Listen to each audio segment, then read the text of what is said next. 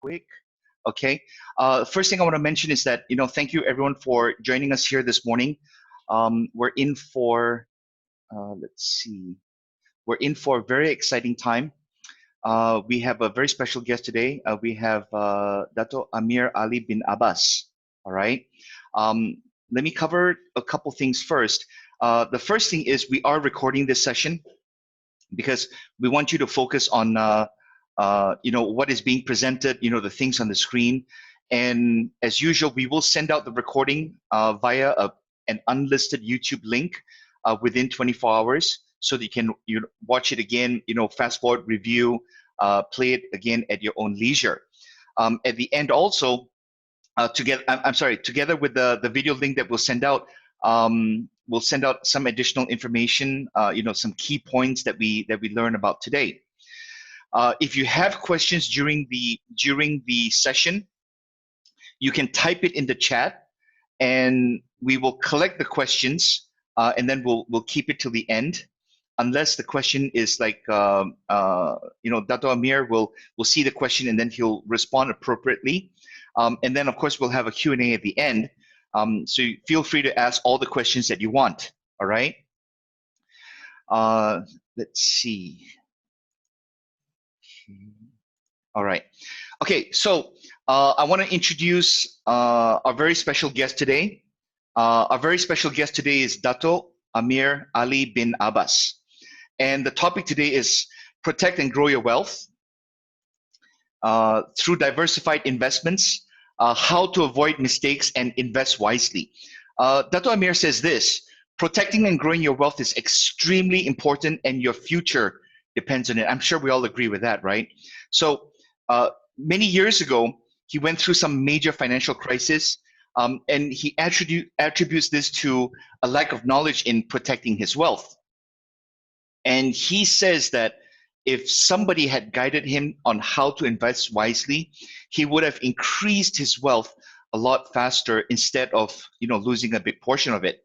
So on that note, he decided to become a crusader. And he started a program to teach people how to protect and grow their wealth through diversified and wise investments to avoid the common mistakes that he had made and that others still make. All right. So he shares about how he made a lot of money, how he lost a lot of money, the mistakes that he made, the right things that he did, and what he should have done to protect and grow his wealth, and how a diversified basket of investments can really contribute to your wealth, and a whole lot more of related topics. So Dato Ameer takes this attitude and discipline in all areas of his life, and he made a decision a couple of years ago to take up bodybuilding, and he entered into competition. I forgot his placing, but he managed to place. And when you do something like that, it takes a lot of the right attitude and the right discipline. And we're going to learn how to do that with finances today. All right. So looking forward to learning today, as I'm sure everyone here is. And I want to give a huge warm welcome to Dato Ameer Ali. Good morning, Dato. Good morning. Good morning. Hi, Chris. How are you? I am doing awesome. Can you hear me, Chris? Yes, we can hear you perfectly fine. Perfect. It's a wonderful morning, isn't it? It sure is. Right, yeah. Okay, well, thank you. First of all, thank you very much, Chris, for organizing this. It's lovely to be here, and it's nice to see quite a lot of people who have tuned in to listen to what we have to share with them. Okay, so I think Chris has given a fantastic introduction about myself. He talked a lot of good stuff about me. Thank you. All true. It's all true. Thank you. I truly appreciate it. Now, I would like to make this a little bit of an interactive session, if you don't mind. So if all of you can hear me, can you type 1 in the chat box, please? Just type 1 if you can hear me. Just put a 1 in the chat box. Oh, fantastic. Right. I'm not familiar with a lot of you who have joined in today, so I'm very happy to see a lot of you. There are some names that I'm familiar with. Some of my friends are here as well. Great, awesome. And to all of you who are joining in today, good morning, and thank you for listening in. This is actually an educational sharing session, so it's going to be very relaxed discussion. It is merely a sharing session where I'm going to talk to you about what I've went through in my personal and business life and what I've learned from the mistakes that I've made, the things that I did right, and what you should look out for. See, all of us want to make money. All of us want to grow our wealth. All of us want to be successful in life. However, a lot of us will go through certain unfortunate setbacks in life, and that is unavoidable. What I'm here to share with you is how you can look out for these potential catastrophic events and how you can prevent that from happening. So, although I look like I'm dressed formal, we are not going to do this as a formal session. This is going to be a very casual session, okay?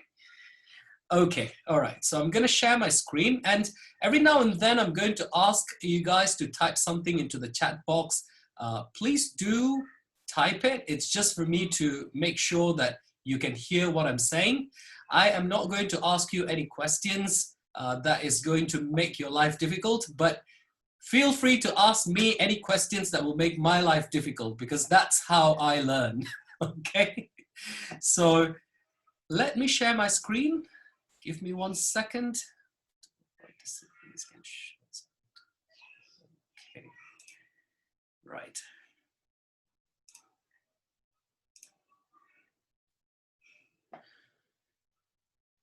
Okay, if you can see the PowerPoint presentation, please type 1 into the comments box.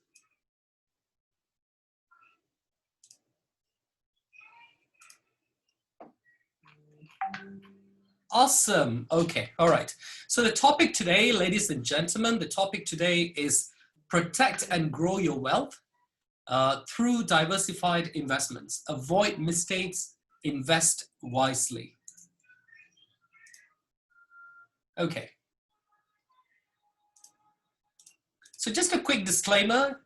This is purely an educational sharing session. Everything that I'm sharing are from my personal experiences.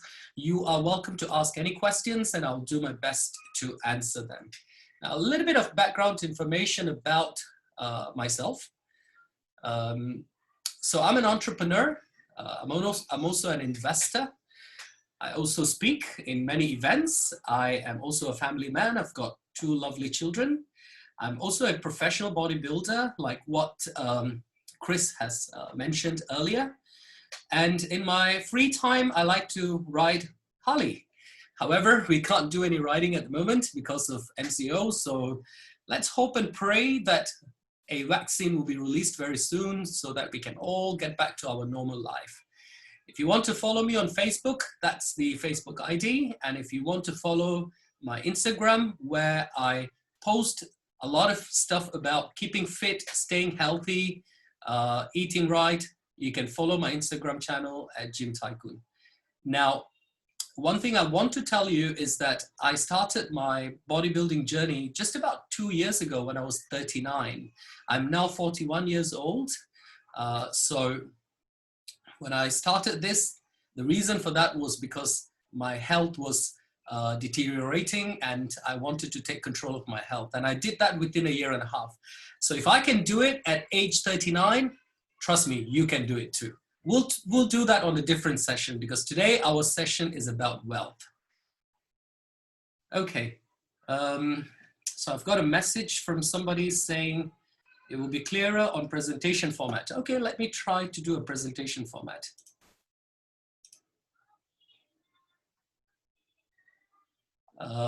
Okay. Can you still see the presentation, guys? Type 1 if you can see the presentation. Okay, perfect. Right. So I was featured in the Star newspaper on the 20th July of 2020. That was just about 4 months ago. That was about my bodybuilding journey as well. If you want a copy of that, I can send that over to you, or you can see it on my Facebook. Okay. And I also give a weekly business talk series on Banama Radio. Now, the session has stopped at the moment, but we plan to restart it in about a couple of months' time, once we are all back to normal, back to living our life in the normal way. Right. And these are the businesses that I'm involved in. I have an IT business. It's called Sublime Telecom Private Limited. We have offices in Malaysia, Singapore, and very soon in India. I'm also involved in finance and investments through a company called Boschwin Holdings Private Limited. And I'm also involved in real estate through a company called Asian Land Realty Private Limited. So far, so good? Okay, so let's talk about the topics today. Today, we are going to talk about just 5 topics. I've broken it down to very simple topics. Number 1, wealth and financial freedom. We'll talk about that a little bit. And then we'll talk about the good, the bad, and the ugly stages of life. And then we'll talk about getting ready for the future, some bad habits, some good habits. Then we'll talk about a very, very important topic, that is financial traps. That's in your personal financial traps and also business financial traps. And then we'll talk about how to protect yourself through books, trainings, games, and networking. If you're okay with all of that, can you please type yes in the chat box?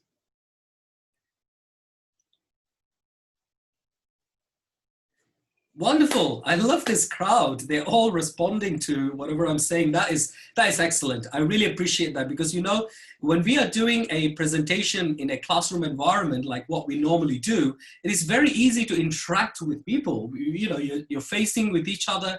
You can just ask a question. You can ask, can you tell me? Can you tell me? And it's very easy. But when we're doing a Zoom or a webinar conference, it gets very hard, because we don't know whether the participant is actually paying attention, or if they're busy with something else, or most importantly, if what I'm saying makes sense to them, and if they can hear me clearly.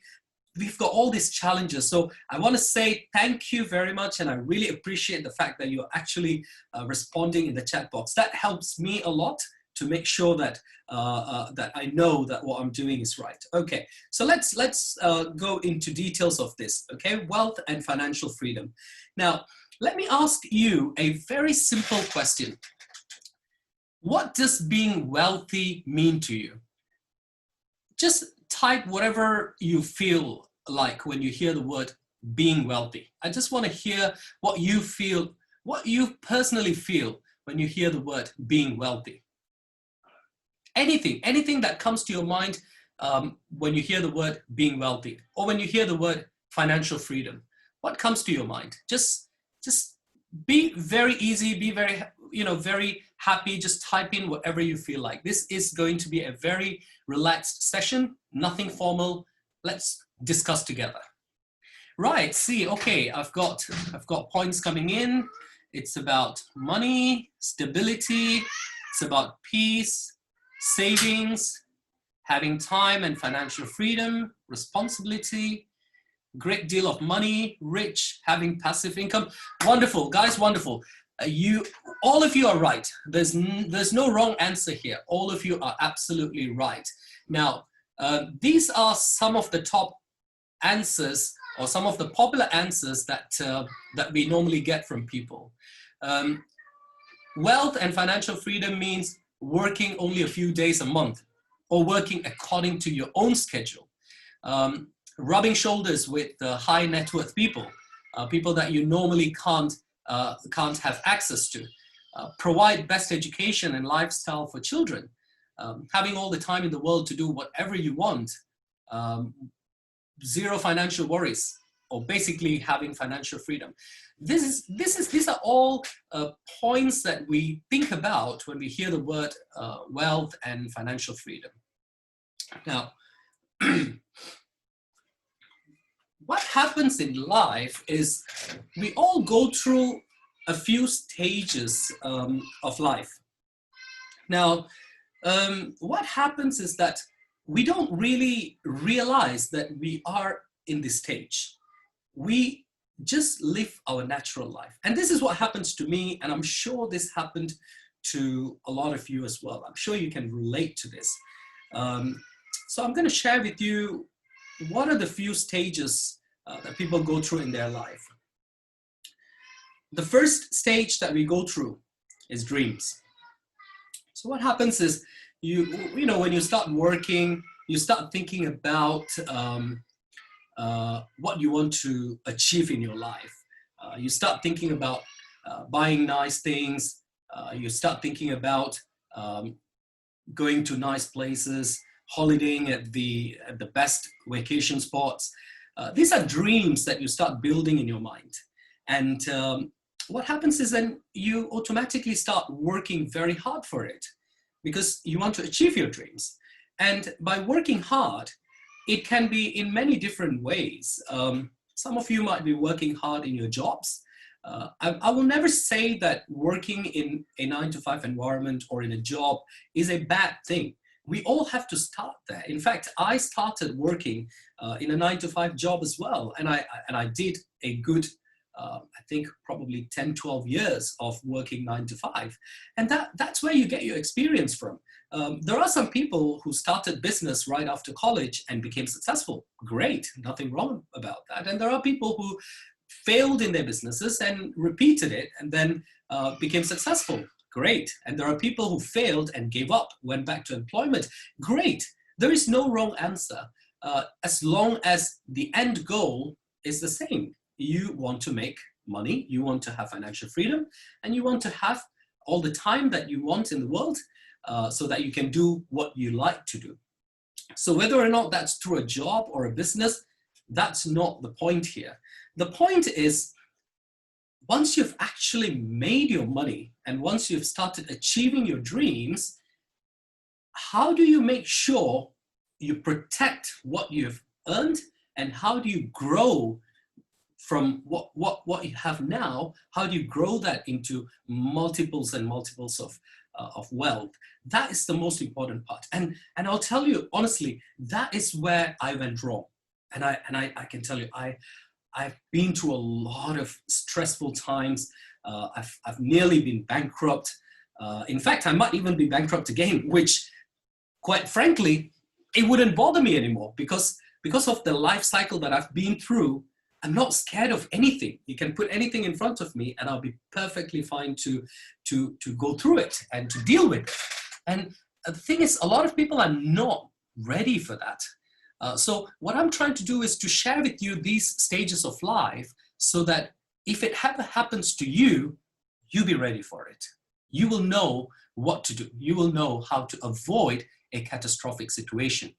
And then you can learn about how to make sure you have a fantastic future. So when you've worked very hard, you will start realizing that, okay, there's money coming in. You may have to do some extra jobs, part-time work. You might have to go into being a real estate agent, for example, insurance agent, or starting a restaurant, whatever it is. Somehow you've made some money and you've achieved some of your dreams. You started going on holidays instead of going to a nearby place in your car. You've started going to an international holiday destination in an aircraft, which is a big step. And then from being in Asia, you've started traveling to Europe, Middle East, America, etc. So this is how you achieve your dreams. And you know, from having an old, unreliable car, you upgrade it to a bigger car. And you buy better clothes, you move into a bigger apartment or house. This is called achieving your dreams, right? Now, what happens is, at that stage, you will start having this kind of euphoria. You will go into a euphoric stage where you start feeling like, hey, I'm special because I've managed to achieve some of my dreams. Now, if any of you, I don't know your background, so I'm not going to make any guesses here, but if any of you have been in that euphoric stage, say yes. Just be frank and say yes. You felt like, hey, I feel special because I've managed to achieve some of my dreams. Just type yes in the chat box if you've ever felt that euphoric stage.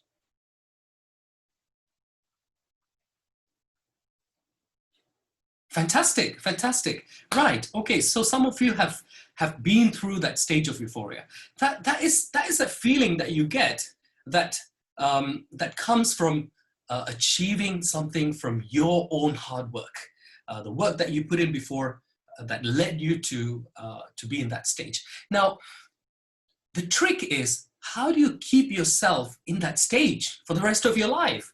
This is the most challenging part. Not everybody can actually do that. Not everybody can actually make themselves stay in that euphoric stage forever. It's almost impossible. But you can do it. You can try. You can keep it consistent. There are ways to do that, and that's where it's important to learn how to protect your wealth and how to grow your wealth. Now, but what happens to most of us, most people, including me? What happens is, once you feel special, you will start spending money, because now you have a lot of money. You've made good commissions, you've made good bonuses, your bank account suddenly goes from having a couple of $100s a month balance to now having tens of thousands of dollars a month balance. And you see, when you're not used to seeing that kind of figures in your bank account, you suddenly feel like you're the wealthiest person in the world, and you feel like you can buy anything you want. And that's exactly what you will end up doing, especially if you hang around with people who have expensive tastes. That's what happened to me. So like I said earlier, a lot of things here that I'm sharing are based on my personal life experiences. The people that I used to hang out with, they had expensive tastes. They only buy branded stuff, whether it is bags, shoes, watches, cars, you name it. They only buy branded stuff. So for me, it was a very good motivation. At the same time, it was also a disaster, because when I started making money, and when money started coming into my account, automatically I was influenced by these people that I hung out with. And if they're wearing a nice suit, I wanted to wear a nice suit as well. So I started going to Armani and Hugo Boss and all that to buy my suit, where you can actually get a very nice, decent suit from other shops. And when I see them driving a nice car, I wanted to, get a nice car as well. So I went ahead and bought a Porsche. And I thought, hey, that will make me fit in with the community, right? And I see them wearing nice watches, so go and spend hundreds of thousands of ringgits on buying watches. See, it is okay to do all this, but what is not okay is if you don't know the financial formula for spending your money. A lot of people don't. I didn't. And I wish somebody had taught me that financial formula. And when I say financial formula, it's basically how much income are you getting, how much assets you have, how much money you have, versus how much you actually should spend. This is the problem. Now, the other thing is, you start spending money, you start indulging in yourself to fit in with the community that you are in. Nothing wrong with that. But the next moment, life starts catching up with you. And what then happens is reality strikes. You eventually start going into the next stage of life, starting from marriage. You get married. A marriage isn't cheap, especially if you're doing it by inviting all your friends, family, relatives, a lot of people. It can go into tens of thousands, even hundreds of thousands. That is not cheap at all. And once you get married, eventually you have children. And then your lifestyle changes completely. You have a lot of added expenses. See, in the past, when you were spending very little money every month on yourself, now you've got to consider extra expenses.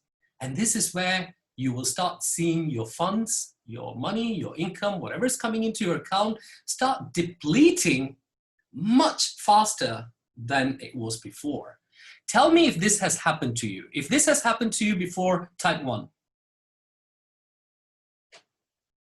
Type 1 in the chat box if this has happened to you before. You got into a marriage relationship, you got children, and your lifestyle changed, and all of a sudden, your expenses went really, really up. If this happened to you before, type 1. And I'm sure there are some bachelors here as well in this group. And trust me, guys or girls, this is very important for you. You must understand this. The level of transition that happens from very little amount of money that you spend to when life catches up to how much money you spend after that, it's mind-boggling. So thank you for typing in 1, for those of you who've been through that life cycle. Now, that's when you come to your realization. Oh my God, where did all my money go? And then you realize that you have spent a lot of your funds on unnecessary things, on all the luxury stuff that you bought, on all the unnecessary expenses that you spent. You suddenly realize, I should not have done all that. And then you come to the regret and reset stage. By the time you get to the regret and reset stage, it is already too late. It is a catastrophic stage. It is when you don't know how to make your payments at the end of the month. You don't know how to pay school fees. You don't know how to pay insurance fees, insurance premiums, I mean. You don't have enough funds coming in to cover your monthly expenses because you're already living in a lifestyle that you cannot afford. So that is the regret and reset stage. So what I'm going to try and do is to share with you a few things that you can keep in mind to avoid going into this overindulgence and regret and reset stage. Okay, fair enough? Okay, just one more time. If all of you can hear me, can you please type 1 in the chat box? One more time, please. Thank you very much. Thank you. Wonderful, wonderful. Thank you. Thank you very much. I appreciate that. So this is the problem, okay? The problem is forgetting to plan for the future.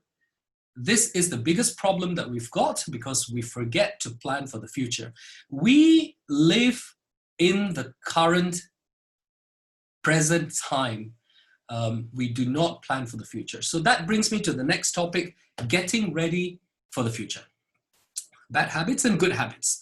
Okay, so a few questions to ask yourself. You don't need to type any of this into the chat box. This is just for you to ask yourself and find an answer, and you can sort of analyze yourself. Now, I know that Chris is recording this, so I think you don't have to take any notes or anything. You don't have to take screenshots as well, because later on he's going to make this video available so you can come back and look into these slides again.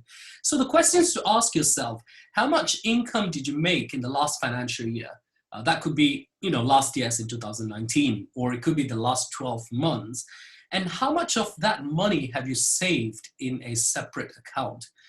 You see, from young, we have always been taught to keep part of our salaries or income into a separate savings account. How many of us actually do it? I don't think any of us do it. Maybe there are a couple of people who do it. If you do, absolutely fantastic. I never did it because every month I have something to use that money for. Every month there's some expenses unavoidable. But now when I think about it, I could have avoided it.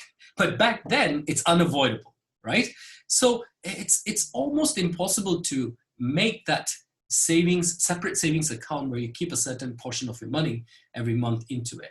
How many months? See, this is a very crucial question, the second question. How many months can you survive without an income? See, especially during this pandemic, because a lot of people lost their jobs, right? I hope none of you lost your jobs. It's not at all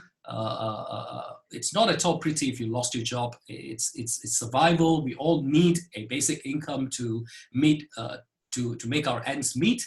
I do hope all of you are secure. And if you're not, I pray to God for all of you to be in a position where you don't have to worry about not having an income.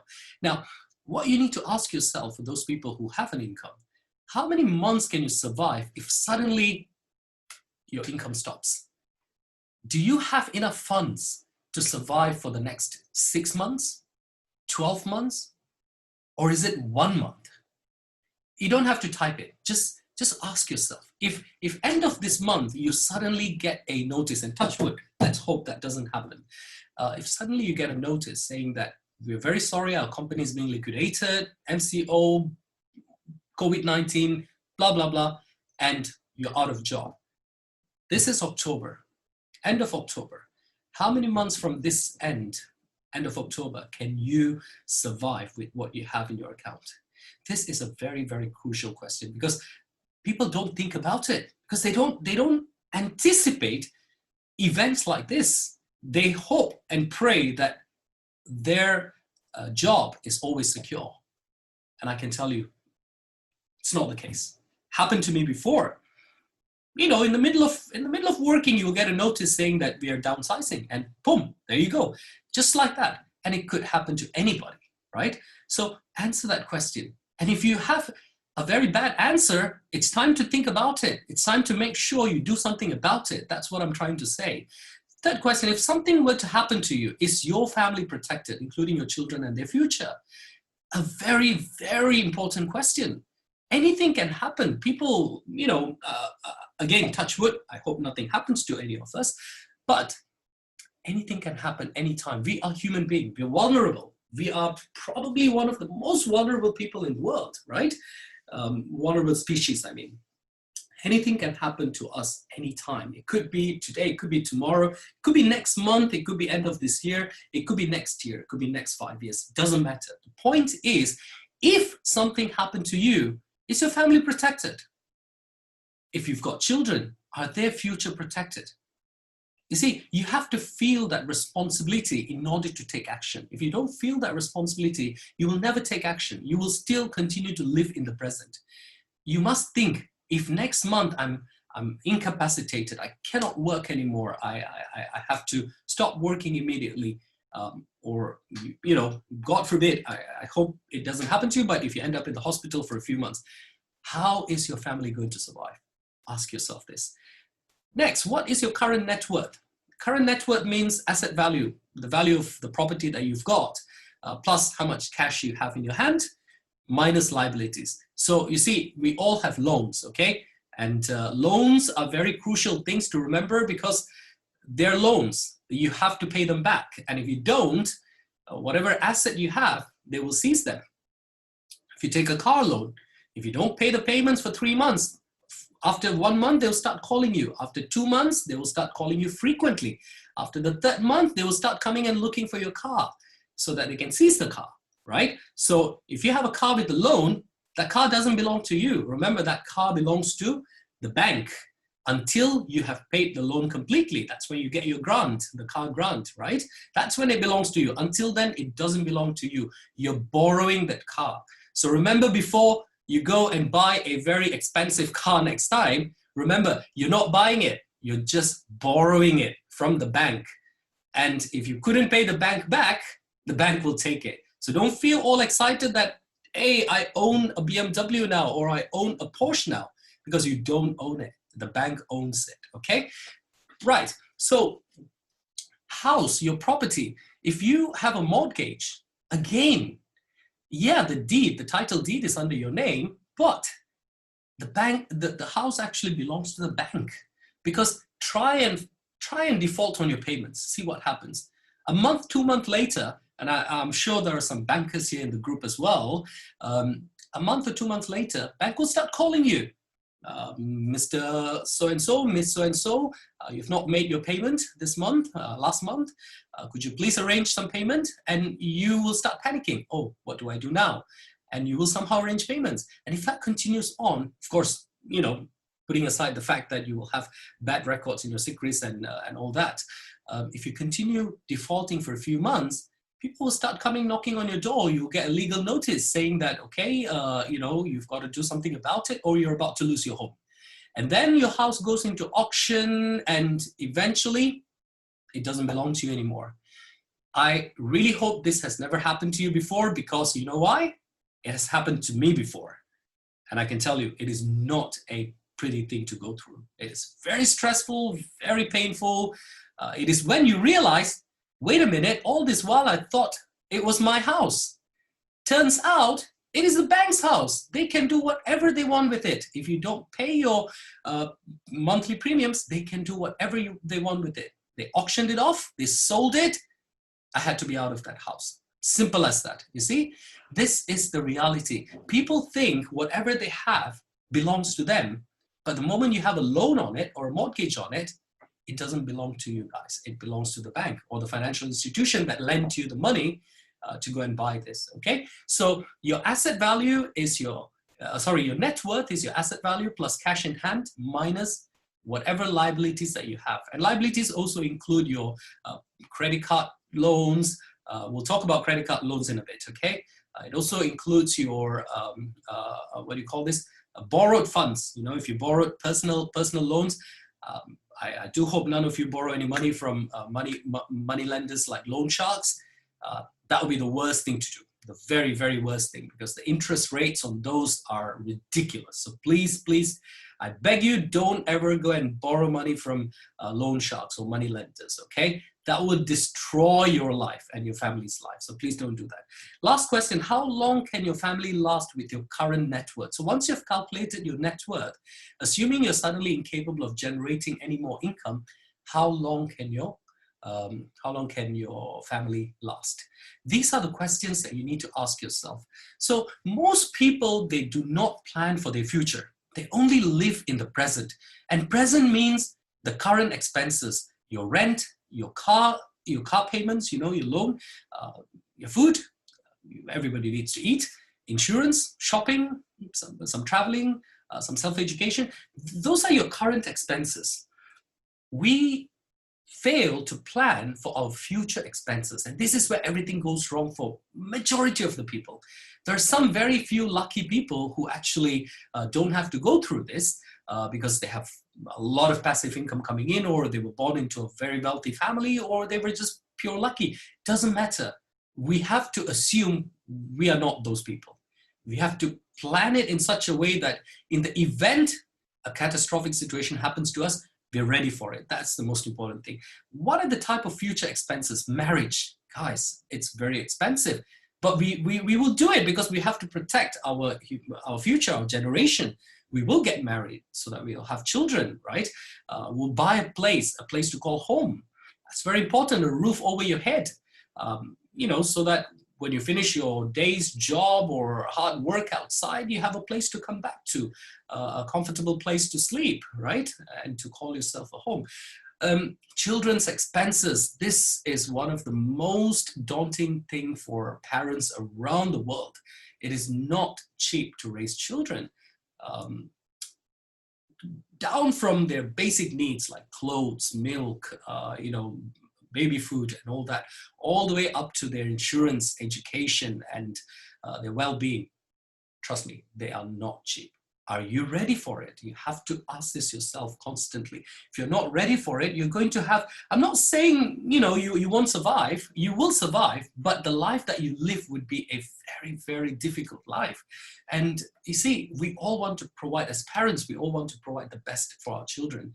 So it is important, it's equally important that we are prepared for it. Children's education, very expensive, unless, you know, you go into a, what do you call this, a government institution and all that, which is fine. Nothing against them. In fact, I might send my kids to government education schools as well. It's not about that. You might have to give them tuition, additional support, home tuition. You might have to send them to music lessons like piano classes, violin classes. You might have to buy them additional books. These days we are in a technology world. You might have to get them an iPad. So you see, in the school, if you're sending your kids to not a private school but a public school, you may not have that much expenses, but at home you still have a lot of expenses for your children's education, right? Family insurance. See, all this while you paid 50 ringgit, 100 ringgit a month for your premium, but once you've got a family, You've got to start thinking about a family insurance package, children's insurance, children's future, the future education fund, etc., etc., etc. It just shoots up your expenses, right? Medical expenses, you fall sick. Yeah, see, insurance in Malaysia, unfortunately, you can only claim medical insurance if you're admitted, right? If you're going through a procedure that requires you to be admitted in the hospital. Some corporate companies, if you're working in corporate companies, you get outpatient treatment for free as well, which is great. If the company provides you that, fantastic. But they don't necessarily provide it for your family. So if your son or daughter or your wife suddenly falls sick, during the day, you have to go to a clinic, you have to pay. And it's not cheap, right? Minimum you have to spend is 50 to 100 ringgit. That's very minimal amount. And then if there is a continuous visit to the doctors, it just keeps adding up. And now if you suddenly feel like you're sick, you need to go and do a COVID test, it's also expensive. So all these are expenses that you did not anticipate when you are living your current life without any issues, right? So inflation happens. Why? Because as the years go by, the value of our currency starts going down a little bit by little bit. Fortunately, we are living in a country where the economical control is still okay, still in an acceptable level. But there are countries where they've seen inflation rates which are ridiculous, right? And that's really unfortunate. But you must also take into fact that inflation happens. See, 20 years ago, 20 years ago, what is that, 2000, or maybe let's say, 20 plus years ago, what can you buy with 10 ringgits? 10 ringgits. If you had 10 ringgits, what can you buy? Compared to what can you buy today with 10 ringgits? I mean, most of us are Malaysians. Let's look at it this way. 20 years ago, how much did you pay for a teh tarik and roti canai or nasi lemak, compared to how much you're paying now for teh tarik and nasi lemak, right? This is called inflation. Price keeps going up, up, up, up, slowly, but gradually it will increase. Is your finances able to keep up with it? Is your income able to keep up with that inflation? Ask yourself that. 5 years later, how much do you think what do you think you can buy with a certain amount of money compared to what it is now? And the other important thing is properties. You see, back in the days, like 20 years ago, a property that might be worth 200,000 ringgit, 300,000, today it's at least 1 million ringgit. Think about it. Just KLCC area or nearby KL. Property prices were in the range of 300,000, 400,000. I remember that because I've been in real estate field. Today, it's very hard to find anything decent under 1 million ringgit, you see? How can you buy a property that has appreciated so much if you don't make enough salary or if you don't make enough income? See, 20 years ago, average salary was about, I think it was about 1,500 to 2,000 ringgits. I think that was the average salary. Today, 20 years later, the average salary is still somewhere around 3,000 ringgit, or you'd be lucky if you get 4,000 ringgit if you start working. It hasn't moved much, but the property prices have gone from 400,000 to 1,500,000 to 1,200,000 or 1,500,000. How can you afford it? Eventually you'll have to start moving out of the city and live in 20 kilometer, 30 kilometer radius and drive in or commute on a daily basis, half an hour to an hour in the car. That's because you cannot afford to buy something near to where you work anymore. That's the reality of life. And of course, retirement. What happens, when you reach 70, 80 or 60, 65, and you decide that you don't want to work as hard as you worked before and you want to slow down and retire. Do you have enough funds? Yeah, I know there's EPF and all that, but then EPF, a lot of people have already spent some part of their EPF into buying property or, or other things that the government allowed. So do you have enough money? And don't forget, by the time you are, let's say you're 40 now, by the time you want to retire at 65 or 70, that's another 30 years to go. At that time, 100,000 ringgit would not buy you much compared to what it can buy you now because of inflation. If you think about buying a property when you retire, believe me, you'll be in for a very big shock, because if today that property that you have your eyes on is worth 300,000 or 500,000, 30 years later, imagine what it's going to cost like. So you can't plan for retirement unless you have a very good source of passive income coming in on a monthly basis or an annual basis. Right. So let's talk about some bad habits here. Are we good so far, guys? Are you all with me? I hope I'm not. I hope I'm not making you all bored. If you're all with me still, can you please type 1, please?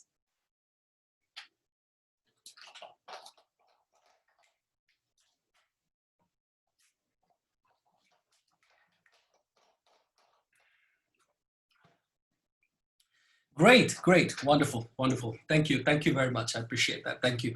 Okay, so let's talk about some bad habits, and we are all guilty of this. Okay, if there's anybody in this group who have never had any of these bad habits, I salute you, because it's very rare to find somebody who have not had these bad habits, and that includes me.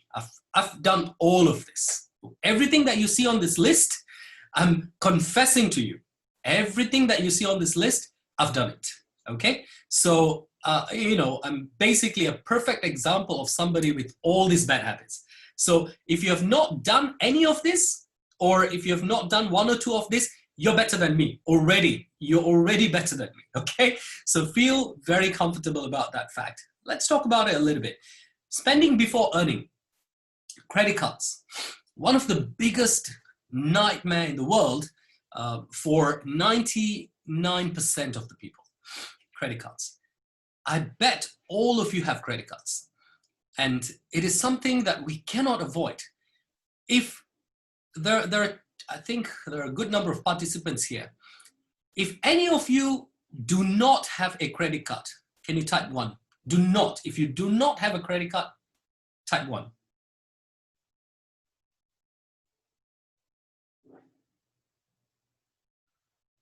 Okay, great. So there are some people who do not have credit card. That is great. I can tell you, you do not need to depend your life on credit card. In fact, it's probably better not to have it than to have it. Yes, credit card comes with a lot of perks. They will advertise a lot of things, like you use the credit card at this place, you get 10% discount, you get 20% discount, you collect points, you can redeem your points. Absolutely fantastic stuff, guys. But if you do not know how to manage your credit card expenses, all those perks will mean nothing when the day comes that you cannot afford to pay the payments anymore. That's when you will start really suffering in your life because of credit cards. What happens is, when people have credit cards, they tend to think that they have money, and they will suddenly have expenses that they want to spend, things that they want to buy, which they start spending on without actually having the money, because you can just go and swipe the credit card. And what happens is, at the end of the month, you realize, wait a minute, when the bill comes, you realize I've overspent. This is a problem with credit card. So I won't go too much into details into it, because I think all of you know the problems of credit card. So please try to limit expenses on your credit card. Better still, don't use them. But if you really have to use them, this is what I did after I went through a credit card crisis. What I did is, I still took credit card because it helps me in certain payments and certain situations. What I did is, I deposited extra money into my credit card account. So meaning to say, if let's say before I go and spend the money, I actually deposit money into the credit card account. So my credit card balance will be positive, as in there's extra fund in my account, so that when I spend the money, they just deduct it from those extra funds. You can do that. Using borrowed funds. Borrowing from people or your friends, your family, your relatives is okay, but just make sure you don't over borrow from them. You know, borrow it for emergencies, but make sure you return it. Make sure you have a way to return it. Buying unnecessary stuff, clothes, we all have plenty of clothes, enough clothes, right? We don't need to go and buy additional clothes, but then we still do because we think we look good in them. We think what we have now is not enough. And that's what happens. You go and, buy clothes that you don't actually need. Every wedding, every function, every event, new clothes. Is that really necessary, guys? Do you really need to go and buy something new for every event occasion? No. At the end of the day, your wardrobe is going to be just overflowing with clothes, and most of them you won't even wear. Jewelries, again, these are things that you buy which you may not even need. You may not even use on a regular basis, but the value depreciates. Gadgets, there's a new iPhone 12, and I'm sure a lot of people are eager to buy them. But my question is, why? The phone that you have now, is it not good enough? Like I've got an iPhone 7 Plus, which I bought after my iPhone 6 broke, right? But I used my iPhone 6 for years, right? And after I bought my phone, there has been iPhone 8, 9, 10, or X, or whatever you call it, 11, and there's now 12. And I'm not going to buy iPhone 12. Why? Because why? Why do I need it? My phone is perfectly fine and it's working perfectly well. So why do I need to go and buy? But a lot of people will think, hey, this is a new phone. It must have much better features. It must perform much better than what I have now. Just, excited to buy a new gadget, and you just go and swipe your credit card again, even though you don't have the money for it, just go and swipe. Bad habit. Furniture. This is another bad habit. You walk into IKEA, you walk out of there with things that you don't really need. Everybody's walking out with a trolley of stuff which they didn't plan to buy in the beginning. But when you see it, it's like, oh, I think I have a use for it. Oh, I think this one can go well in that room. Oh, this thing will look very pretty on my living room. It's all psychological, guys. Think about it. There's a reason why IKEA is a multi-billion-dollar company, and other furniture shops as well. I'm not blaming IKEA. I would do the same if I own a business, to psychologically make people want to buy things. That is marketing, right? Don't fall for it. If you don't have the money for it, don't fall for it. If you don't have the necessity for it, don't fall for it. Impulsive purchases. When you walk out of a supermarket or a shop or shopping center, you suddenly see things that you think you need it, but you don't need it. But because of that impulsive feeling, you go and buy it. Cars and houses that you cannot afford. This is another thing. We think that buying properties with loans is great. Now, it is good sometime, but it's not good all the time.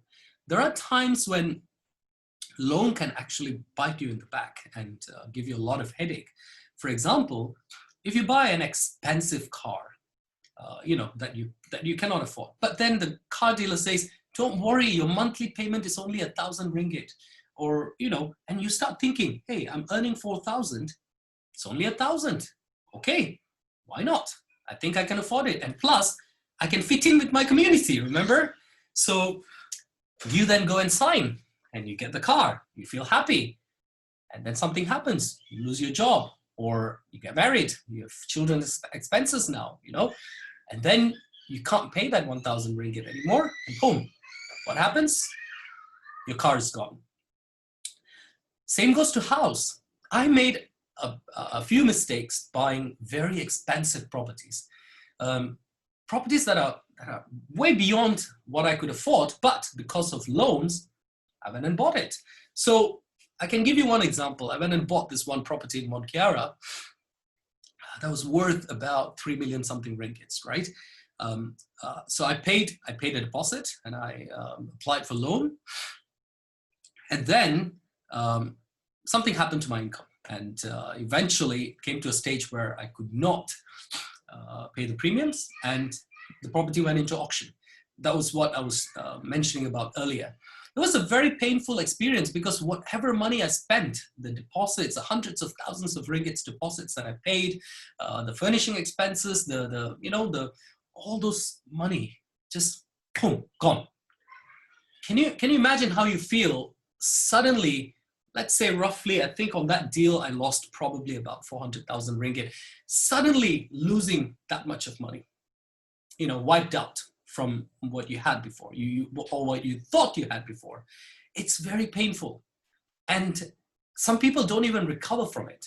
And this was not my first experience. There are a few other mistakes that I've made where I've lost a lot of money. But going through that is not easy. And how you can avoid it. Okay, so let's go to the next topic. The good habits, right? Papa said keep 10% of your monthly income in a savings account. I think we've all heard about this this advice. Now, we mentioned about it briefly earlier, and I'm mentioning it again now is because I'm 41 now. I wish when I was in my 20s, I did this, because it would have helped me tremendously when I went through financial crisis. But because I didn't do it, I was struggling a lot. If you are in your 20s or even in your early 30s, start this habit. If you've got an income now, every month put 10% of that into a separate account. Open a separate bank account, put it there. Don't even look into it. Don't even think about using it. Think of it as a prison for your fund. It's not going to come out of it until 10 years later or 20 years later. Or hopefully, you don't ever have to depend on it. Keep it aside. In order to make that happen, you have to plan your expenses. See, it's very important you take a spreadsheet. These days, everything is available on your palm.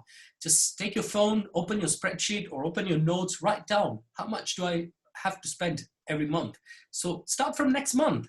Rent, this much, or mortgage, this much, car, this much, mechanic or maintenance of your car, this much, petrol, this much, food, this much, insurance. Put it down, phone, internet, water, electricity, put it all down. And then the total figure, trust me, it's going to be a scary figure, especially if you've got a big family, right? But whatever it is, you need to calculate that. Once you calculate that, then how much money is coming into your account as your salary or your income that you've got from your passive income. Minus it, how much balance have you got? If you have positive balance, and I hope you do, because a lot of people don't, by the time they add up all the expenses, they start thinking, do I have enough balance on my credit card so that I can go and spend the money on it? Or do I need to borrow money from somebody else? This is a very, very common thing that happens, especially in Malaysia. I hope you all will have some balance, right? If you have some balance, your income, 10% goes into savings account. Remember that. Put it down, print it out, put it on your wall. When you wake up, look at it. 10% of your income goes into a separate savings account. Trust me, it will save you one day. Keeping your expenses as low as possible. See, there are a lot of shows these days. YouTube is plenty of resources now. You know that, right? There are a lot of shows that talks about how to keep your expenses low, how to live a moderate, simple life. You don't need to have huge bungalow and hundreds and hundreds of clothes and multiple cars. You don't need all that, guys. Remember, I don't know if you've heard about this. There are some pundits, some gurus, they say your life doesn't belong to you. Your life is a borrowed life, okay? At some point, you have to return that life back and you will leave this world, which means you're living on a borrowed life, and everything that you're spending your money on is not going to be there with you when your time's up, when you have to return your life back. None of it is going to come with you. Think about it the next time you go and buy something, right? Is this going to make a difference? Whatever I'm buying now, is it going to make a difference when my time's up? When I have to return back what I've borrowed, which is essentially my life, right? Then you realize a lot of things that you're buying is really, really unnecessary stuff, right? So stop cluttering your home, stop clogging your home, stop buying things. Go and watch the Mario Kondo show of how to live in a very, very simple environment. Of course, if you have the means for it, splurge a little bit, that's fine. I'm not saying you shouldn't, but in control, in moderation, and not using credit cards unnecessarily. Switch to debit card for a while. Those of you who have credit cards and you're so used to spending with credit card, try using your debit card once in a while. Or let's say for the next 2 weeks, keep your credit cards at home, put it down into your drawer, don't take it out, just use debit card for 2 weeks. See what happens. Emotionally and psychologically, it will make some changes. You will start feeling things that you didn't feel before. You know why? Because when you spend with debit card, suddenly you will start seeing the money in your bank account reducing. When you spend with credit card, you don't see it. I buy something for 200 ringgit, my balance is still the same. I buy something for 1,000 ringgit, my balance is still the same. That's credit card. You don't feel it.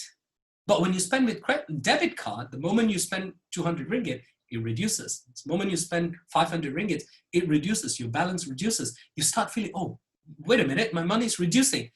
That's actually what's also happening when you spend with credit card. It's just that you pay at the end of the month. Or if you don't pay it in full, you start paying with interest, that'll be another disaster, right? So switch to debit card for a while, see how that feels. And those were the good habits for the present. Now we talk about good habit for the future. Educate yourself on investments. Go attend online trainings. There are plenty of online trainings these days, right? Webinars, seminars, attend them, offline trainings. Read investment books. Lots of investment books out there in e-format and also in hard copy format. Go and instead of buying gadgets that you don't need, spend that money on reading books, buying books that will help you, listening to successful investors. You open YouTube, lots of successful investors doing seminars there. Listen to them.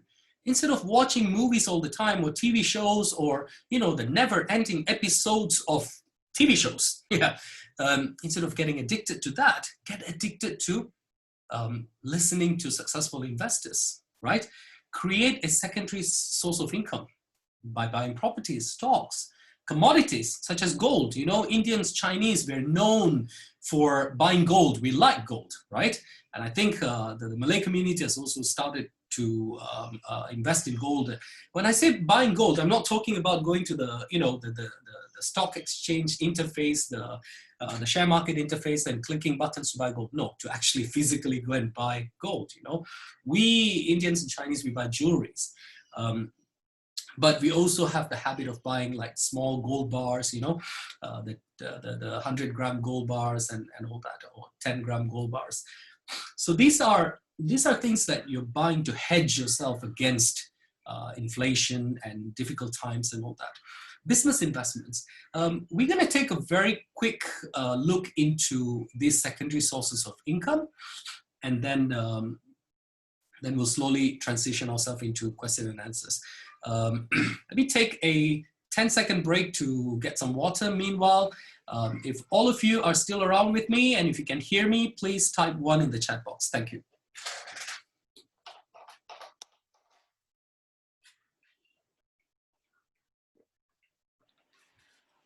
While Dato Ameer is taking a well-deserved drink of liquid refreshment, I want to remind everyone. So, can I ask one question? If you have found whatever I've shared so far up to this point, if you have found it useful, if you can relate to it, if you have found it beneficial, can you please type yes?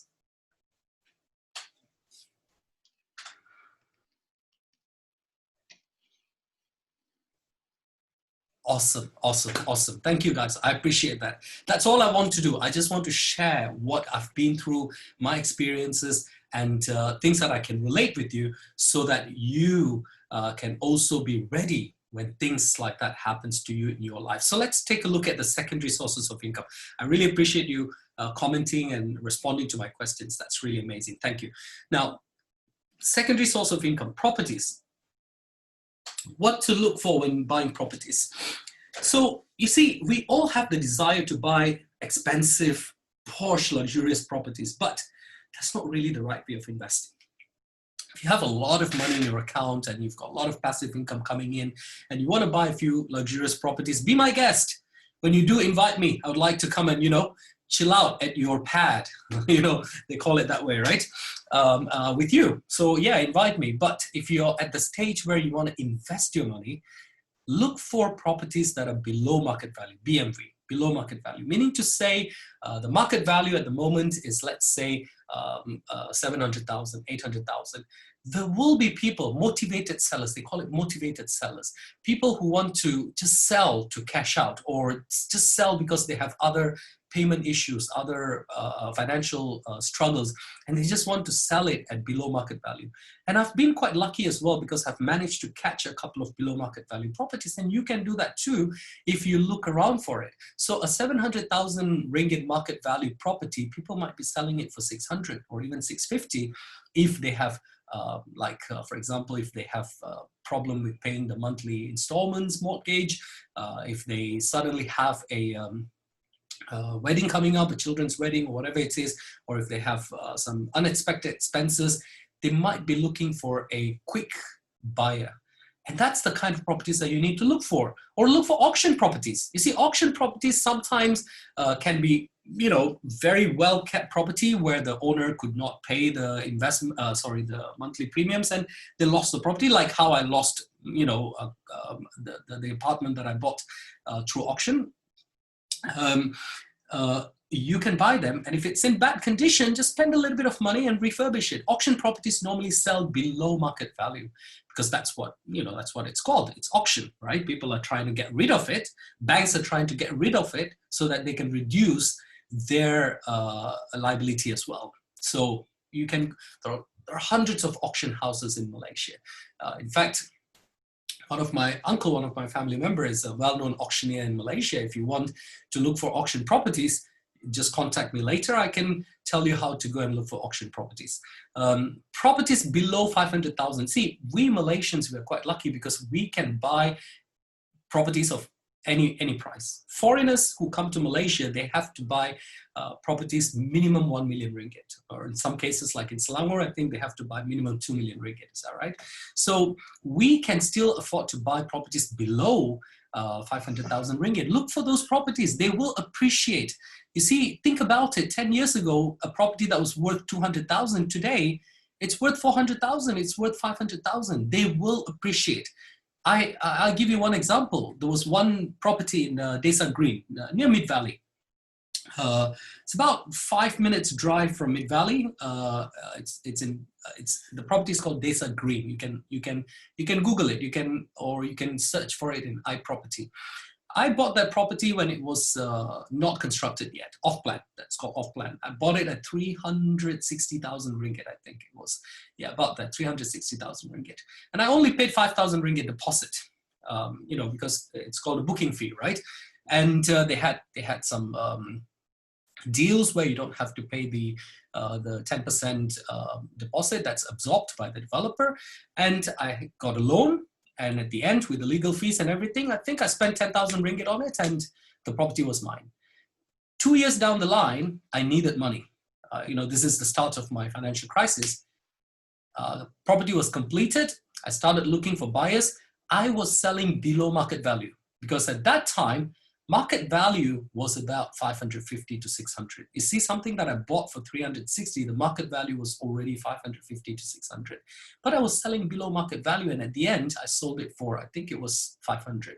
But you see, in 2 years, I made 140, 130 over 1,000 ringgits by just spending 10,000. Of course, after I pay the bank, the loan and all that, in my hands, I don't get 130,000, but I still managed to get quite a lot of cash. You see, I bought something that's below 500,000 and I still made money. But then there are properties that I bought above 1 million ringgit. It didn't even make me money after years and years. It didn't appreciate. So you see, sometimes you have to think about it. Do you want to buy a property that is going to be hard to appreciate, or do you want to buy something that may appreciate very quickly in the next couple of years, right? Do your research. Leverage using loan. Loan's good as long as you don't over leverage, okay? If you can afford to pay some good down payments like 20%, 30%, that's amazing. You should do that. If you really can't, minimum 10% deposit, 90% loan if you're buying first property. After that, look for properties that are way below market value and below 500,000. Don't go and buy expensive apartments thinking you're going to make a lot of money. Sometimes it might hurt you, because if you can't pay the premiums, monthly installments, the bank will auction it. Remember that. Zero down payment, good or bad? Well, You see, it's good or bad. It really depends. If you get some lucky proposals like what I got on Desa Green, for example, yeah, it's good. It was zero down. Well, I mean, it was 5,000 ringgit booking fee, but it's really like zero down payment. But in some cases, some expensive properties, they're not really a good deal, because when you try to sell the property, you won't make any money at all. You're probably just handing over the key without getting any profit whatsoever. So you have to think about the long-term plan. If you're planning to hold it for 5, 10 years or 20 years, maybe it's a good deal. But if you plan to sell it, maybe it's not a good deal. Passive rental income to support monthly expenses. You must think about properties that can give you rental income. That means easy to rent. So location is very important. Is it near university, near offices, near places where there are a lot of foot around? I mean, as in people walking around. That's where the rental demand will be high. Stocks. Okay. A lot of people have actually asked me, what do you think about stocks? Now, I do stock investments as well. I have a stock portfolio. I've bought a lot of stocks. Now, if you don't know what you're doing, don't do it. That's my advice to you, because stocks can hurt you very quickly if you don't know what you're doing. You must ask yourself, do you understand how the stock market works? Do you know what is fundamental analysis, technical analysis, or sentimental analysis? Do you know support, resistance, Bollinger Bands, stochastics, RSI, moving averages? If you don't know all this, stay away from the stock market. You can learn, you can take your time, attend some trainings. Don't try to be a day trader by sitting in front of the computer, buy, sell, buy, sell, buy, sell. Most likely you're going to lose all your money. And then you'll start thinking, oh my God, what did I do, right? Instead of doing that, attend some trainings, learn about how to value a stock, how to do some background research about the company behind that particular stock. That's called fundamental analysis. Do some fundamental analysis and learn a little bit about technical analysis, and then be a long-term investor in stocks. But what I mean by long-term is that pick maybe 4 or 5 stocks, not too many, just 4 or 5 stocks that you really like, whether it's local Malaysian stocks or international stocks, doesn't matter. And then study about those 5 companies only. And then spend some money buying the shares, right? You can register for a CDS account. That means a share trading terminal. You get, you download that software, and then you open a brokerage account, and then you start trading. You can learn all that by attending some seminars. And then you buy just those shares. Don't buy anything else. Don't be adventurous and go and buy something today, sell tomorrow, buy something next week, sell the week after. If you know what you're doing, yeah, go for it. But if you don't know what you're doing, just wait for the stock price to go below what its intrinsic value is, or what its real value is supposed to be. In technical terms, they say when stocks are oversold, you go and buy them, and then hold on to it for years. It doesn't matter. You don't need to sell it. You see, there are a lot of companies that pay dividends based on the shares that you hold. Your dividend income will come in probably quarterly, probably half yearly, probably annually. And then every few months, if you have extra funds, go and buy more shares in that particular company. Build your portfolio of that particular company, as and when you get extra income. That's how you invest for long term. 5 years later, 10 years later, when the price of that stock has gone up a lot, go and sell it. Make a lot of money. You see, if you buy today and sell tomorrow, you don't know whether what you're selling is the right price, what you're buying is at the right price. But most likely, if you buy today and sell 5 years later, you might be making money, right? If you pick the right stocks. So for example, right now, I'm buying a lot of oil stocks. Now, a lot of people might be thinking, wait a minute, it's MCO, the oil market is down, the companies, like I give you example, like Sapura, Icon Offshore, Hibiscus, Alam, these are Malaysian oil companies, right? Oil and gas companies. The prices of their shares are so down, like, it's next to nothing. So if I buy 1,000 share, 2,000 share, it's not going to cost me a lot of money, because the price is in like 5 cents, 10 cents, 20 cents. It's very low, where it used to be a ringgit, 2 ringgit, 3 ringgits. So what do? I just go and buy a lot of them because I know when the market recovers, when we find a vaccine for this COVID, everybody start traveling again. Although there are battery operated cars and all that in the market, we still need oil, we still need petrol. Flights are not running on battery yet. Aviation is still on fuel, on petrol, right? Malaysia does not have that many battery operated cars. We are still driving with petrol. So eventually the market will recover. And what happens then? The prices of these stocks will go up. So what I do, I buy now. I'm not going to sell next week. I'm not going to sell next month. I'm not going to sell even end of this year or next year. I'll probably sell 2 or 3 years later or 5 years later. Keep it. Let it grow. Give it time to breathe. That's how you invest in stock market if you're not good at all the technical and fundamental analysis. Excuse me.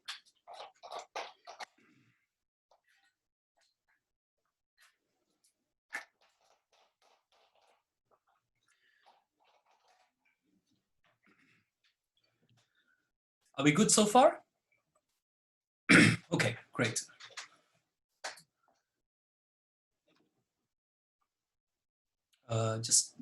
Guys, just give me 30 seconds. I'll be with you right back. Yeah.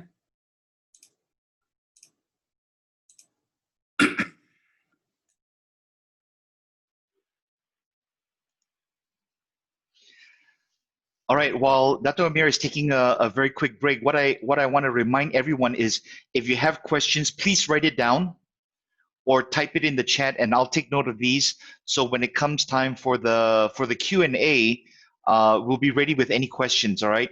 I already have a list of questions, and I hope that you guys as well. Any questions that you have during the Q&A, please get ready to ask those questions. All right. Thank you. Thank you very much. Oh, and as a reminder, we are recording the whole session. We started recording right from the very beginning. So we will send this link, the video link, out to you within 24 hours. And like I said, we'll get that sent out to you within 24 hours, so you have a chance to review the information that we already heard. If, let's say, you missed something, you can rewind, you can fast forward, you can pause it. And just watch it again, because the information that we're hearing today, I promise you, it's extremely awesome.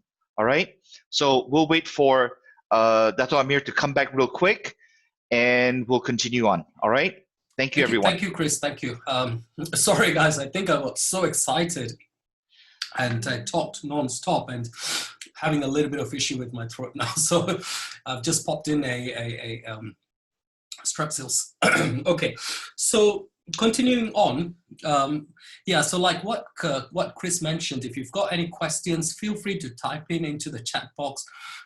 Instead of waiting till end of the show, you can actually type it in, and we'll try and answer that. Yeah. So I'm trying to speed up a little bit because we are already coming to 11:30 soon. So the next few topics I'm going to speed up a little bit. But if you've got any questions, feel free to just type it into the chat box. So continuing on secondary source of income, business investment. So we've talked about property, we've talked about stocks, and now we talk about business investments. See, some of us have a lot of time now because of MCO. We are staying at home, we're working from home. You can start thinking about doing some side business. You can think about online e-commerce business.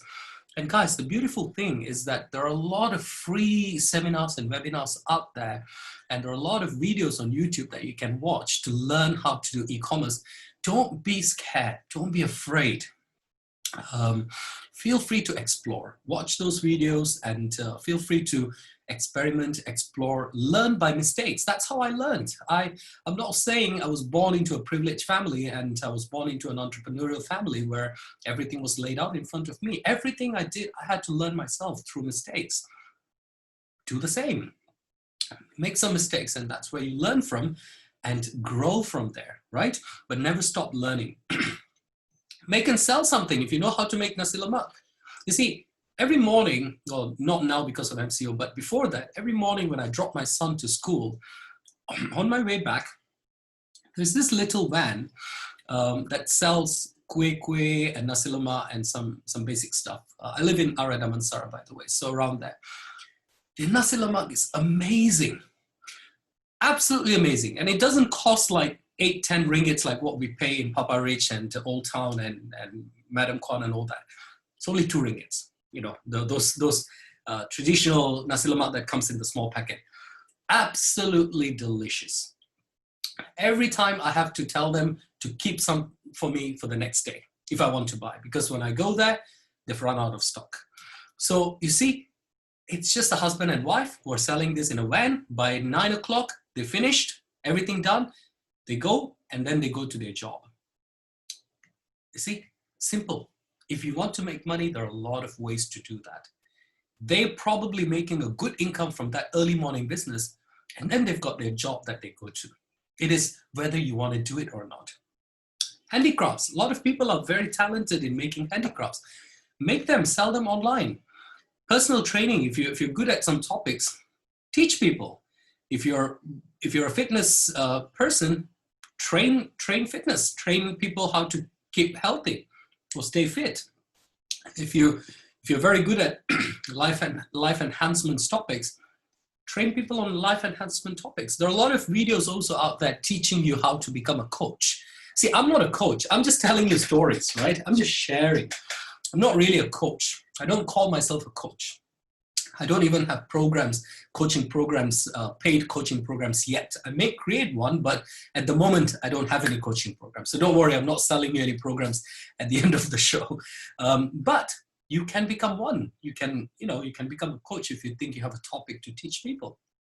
And of course, you can invest in third-party investments, third-party business investments. That means investing in a friend's business or investing in a pre-IPO business.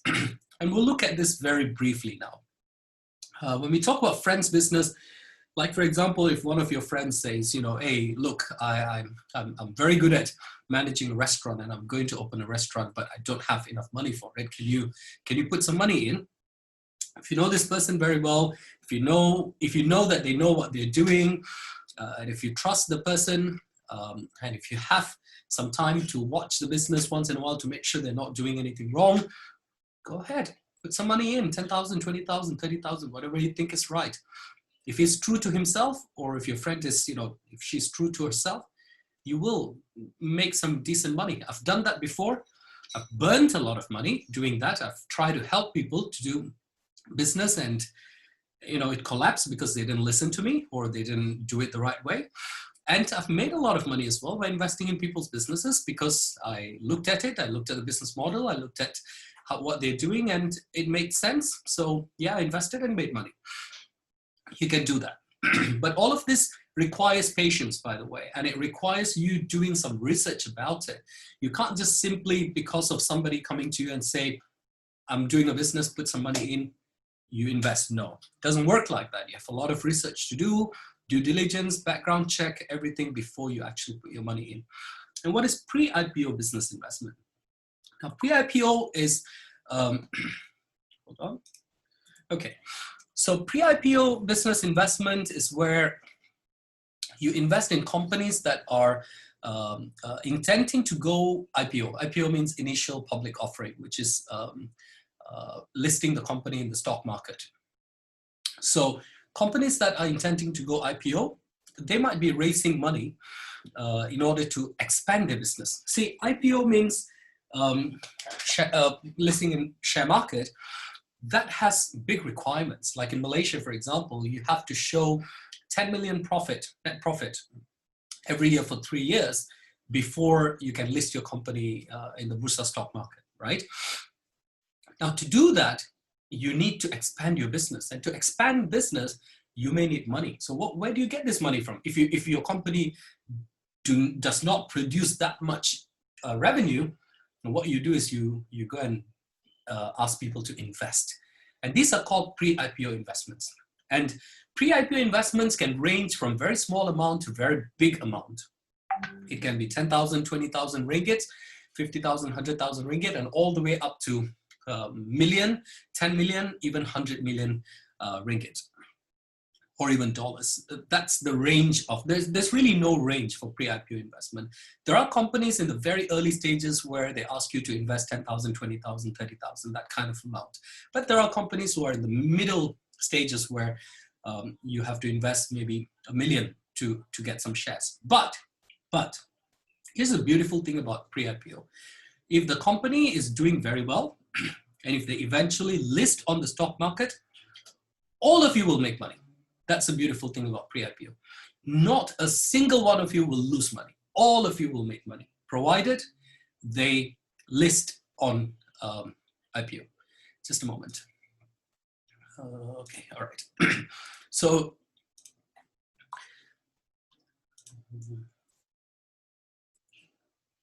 sorry guys, just a bit of technical issues. Okay, if you can all still hear me, can you type 1 please? Sorry, something wrong with my computer. I just want to make sure you can hear me. Yeah, perfect. Okay, great. All right, wonderful. So if you are into pre-IPO investments, like I'm very much into pre-IPO investments and structuring pre-IPO deals. If you're into pre-IPO investments, there are many things that you need to look out for before you actually invest in the company. And you can contact me. I can explain to you what to look out for in a pre-IPO investment scheme. It's a very big topic. I can't cover that during this session, but we can talk about it on another session. Companies that have clear financial roadmap from where they are now to the IPO stage, companies that have KPI projections to support their valuations, these are all very important. And examples are Uber, Facebook, Grab, Traveloka. Grab is, from a Malaysian, Singaporean-based company. Traveloka is an Indonesian company. Gojek, Indonesian company. Mr. DIY. Mr. DIY is going IPO, already submitted papers to go IPO. So before this, whoever invested in Mr. DIY before they submitted documents for IPO, all of them are going to make money. If you did, you're going to make money as well. That's the beauty of pre-IPO investment. Uncle Zam Holdings belongs to a friend of mine. It's now at the pre-IPO stage, early pre-IPO stage, which means the investment amounts are not very huge. I think it's a few $100,000. But there's a very, very strong possibility. I would say 99% possibility they would go IPO. At that time, you'll make money. So that's pre-IPO investments. And where do you find companies for pre-IPO investments? These are some websites where you can go to look for companies. If you type in Malaysia, you'll be able to see companies in Malaysia that are in the pre-IPO stages. Now, like I said, pre-IPO is a very big topic, so I can't cover a lot of it in this session. But if there's a different session about pre-IPO, I will explain more about it. You can send me an email and tell me you're interested to register. I'm more than happy to count you in, or maybe Chris will organize another one where we talk about pre-IPO. Okay, so let's now move to financial traps. But before I do that, very quickly, since we've been talking for an hour now, let's look at what we've been talking about. So we talked about wealth and financial freedom. We talked about the good, bad, ugly stages of life. And we talked about getting ready for the future, what are the bad habits that a lot of people have, and how to avoid these bad habits. We talked about good habits, what you should do. And now, very, very important, crucial topic, financial traps.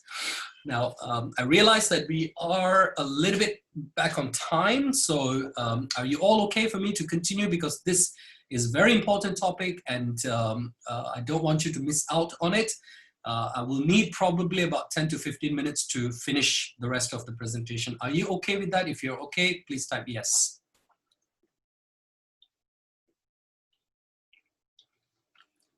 Wonderful, wonderful, great, thank you. Everything that we discussed so far, everything that we talked about just now, it all comes down to this topic now, financial traps. This is basically one of the most important things that you need to learn, you need to understand, and you need to look out for. So let's get into it. Financial traps. So there are two types of financial traps that you can get into. Personal financial traps and business financial traps. And once again, I'm telling you, everything that I'm sharing with you, are things that I've experienced myself. So take it as an advice from a brother, from a friend, based on real life experiences. Let's go into it. So personal financial traps. You see, when you start making money, not only opportunities knock your door, traps also will come and knock on your door. And you will tend to make mistakes. And these mistakes can be very costly. So it's very important that you recognize them from early stages itself, okay? So a few examples. High premium insurances. And I've been through this, like I said. What are high premium insurances? You see, how does insurance agent works? They offer you, and I'm not saying insurance agents are bad. Don't get me wrong. They are fantastic people. They are trying to protect you. And in most cases, you are being protected. But in some cases, you're actually asking yourself for trouble. So high insurance premiums can be very problematic if you don't know what they are. See, basic insurance premium is fine. You know, medical treatments and all that. You need to have basic insurance premium. And then there's investment insurance, right? Where they tell you that, okay, you put in X amount of money, 500, 700, 1,000 a month. And when you're 65, you get 3 times, 4 times, 5 times, etc. You see, it might sound very great to you, but problem happens if you come to a situation where you couldn't pay the premiums anymore. Let's say for the next 2-3 months, you couldn't pay the premium because you lost your job or something. Everything that you've paid before that, you will get some of it back if there is any cash value left, but most of it will be burnt. And I've been through this, and I'm not talking about 500, 1,000, 5,000. I've lost, I think, easily about 40 or 50 or 1,000 ringgits in lapsed insurance premiums, okay? So don't play around with high insurance premiums unless you are absolutely sure that you can afford it until, you know, until the maturity. Sometimes maturity is 10 years, sometimes maturity is 20 years, sometimes it's 30 years. You make sure you can pay that premium. If you cannot, be very careful. Unauthentic MLM companies. MLM means, you know, direct sales, direct marketing, network marketing. Is network marketing good?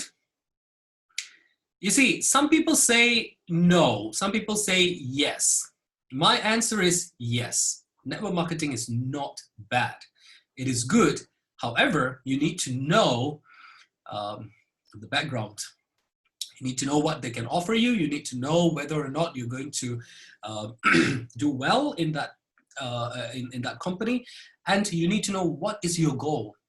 You see, a lot of direct investment companies, like direct marketing companies, like Amway, Causeway, New Skin, there are a lot of them. You see, at the end of the day, their motivation is to sell the products through you as an agent, as a reseller, as a distributor, and split the profit between themselves and all the members of the group, including yourself. So your money essentially comes from that pool of profit, right? So if you're not at a certain level, or if you don't grow your network into a certain size, you're not going to make that, you know, that premium that you dream of. And it might take a very long time, or it might take a very, very, very long time for you to achieve that. However, why I say network marketing is good is because network marketing changed my life. I was trapped in a full-time job for years. I was making money, not very good money, but, you know, enough to survive. But then when I joined network marketing, they trained me sales and marketing skills, and they trained me on leadership skills. That changed my life. And they made me read a book called Rich Dad Poor Dad, which I think a lot of you are familiar with. That book changed my life. A week later, after reading that book, I resigned my job and I moved on to a very struggling period of a year and a half, where, you know, I had absolutely no idea what I'm doing, and I survived through. But yeah, that's the beauty of network marketing. It can teach you a lot of things that you don't learn in a traditional job. So find companies that are reliable and then get involved in them if you're really into network marketing. Wealth funds. There are a lot of wealth funds, public mutual, this mutual, that mutual. Again, I'm not saying they're bad. Just make sure you know what they are, whether or not they're beneficial for you, and whether or not you can afford the premiums until maturity. Very similar to high premium insurance. Get rich quick schemes. These are things that you have to avoid. Ad revenue schemes, gold schemes, Bitcoin investment schemes, stock investment schemes. If you have heard about any of these get rich quick schemes, can you type yes in the comment box, please? If you've heard any of this, ad revenue, gold schemes, Bitcoin, or stock investment schemes, please type yes if you've heard about any of these schemes. Okay, trust me, if something tells you you are going to make 5% a month, 6% a month, 10% a month returns, stay away. Because you know why? They are all money games, okay? There are no investment schemes out there that will give you that sort of returns every month consistently for the rest of your life. It will fail. Eventually it will fail, because this is all, money game means collecting a pool of money and then passing to people a certain portion of it, try to use the rest of it for some business development, but eventually it all crumbles down, and those, you might have made some money, but eventually those who join late, they all lose money. And part of the money that they lost is in your hands. Do you want to earn that kind of money? Ask yourself, right? So what are the solutions? For high premium insurance, ask yourself, can you afford if your income stops? If the monthly premium is 500 ringgit a month, on top of your other insurance premiums, on top of your home expenses, on top of your car expenses, food expenses, if it's additional 500, can you afford it until maturity? Check the background of the MLM companies, the direct marketing company that you're getting involved in. Are they credible enough? How long have they been in the market? How far can you grow in it? Is there enough support given by your senior members? And tell yourself, okay, I'm gonna join and I'm gonna try this for 2 years and see what happens in that 2 years. If there's a clear path for me in it, great, I'll continue. If not, I'll move on. Just make that decision. You see, everybody will motivate you, but at the end of the day, it is your life. It is your decision. It is your control. Don't lose that control. Nobody should ever tell you what to do. You should tell yourself what to do. But people can help you, guide you. But at the end of the day, you are in the driver's seat. You drive your life. Remember that. Wealth funds. Do you really need it? Can you afford if your income stops? Again, it all comes down to making sure that when your income stops, and like I said, it happened to me before, and I lost a lot of money when my income stopped because I couldn't afford all those premiums I had, insurance premiums, mortgages, this and that, credit card debts. Everything will come in at the same time, and if you cannot afford to pay it, that's when you go nearly bankrupt, right? So think about it. If your income stops, can you pay those premiums? If not, whatever you invested before is going to be gone, right? Get rich quick schemes. Yes, when they come to you saying, hey, there's this gold investment scheme, you get 3% a month, 4% a month, it sounds exciting. And you know what's the worst part? The people who come to you explaining about this is your own close friend, is your own cousin, is your own uncle, is your own family member, is people that are very close to you that you trust. Problem is, they're not trying to cheat you. Don't get me wrong. They are not trying to cheat you because they already believe in it. They already start seeing some income coming in. So they feel like what they're doing is right. And without knowing that they're getting into a trap, they invite you into the trap as well. And because it's them inviting you in, you fall into the trap as well because you think, hey, this is my cousin, this is my uncle, this is my best friend from my kindergarten. How can I not trust him or her? And you fall into the trap. And both of you fall together into the trap. Ask a few friends for advice. Ask people. Feel free to send me an email if you've got one of these schemes. 99%, I'll tell you, it's a get rich quick scheme. It's a money trap, money game trap. But if there is something in it that I think it's legitimate, I think I can sense it, because I've been scammed. I've been into all these traps before. I've lost money in these traps as well. So I can tell you whether or not I think it's real or not. If it doesn't make sense to you, stay out of it, okay? Now, what about in business? Financial traps in business. What to watch out for in business investments? See, if you've got some money, you're ready to put that money to work, you want to invest in your friend's business, or if you want to invest in a pre-IPO business, or if you want to do your own business, you want to start your own business. What should you look out for? Right, okay. So problems that happens in business, and this is very important, guys, because this is where I've made a lot of money, and this is also where I've lost a lot of money. And I'm not talking about 10,000, 100,000. I'm talking about in the range of millions. That's the kind of money that I've lost before in business. And this is real, okay? So please pay very close attention to this. If you don't be very careful in doing business, in having business relationships, you will lose money and you will stand to lose a lot of money. So be very careful. Wrong partnerships. You see, people tend to think when you start a business, you need partners. Yes,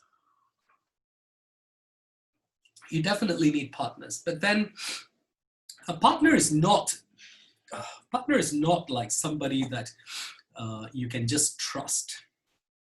A partner needs to be somebody who can add value to your business. See, so if you're starting an IT business, your partner has to be somebody who knows about IT business, not somebody who wants to just give it a try. This guy has money. If he has money, he wants to invest in your business.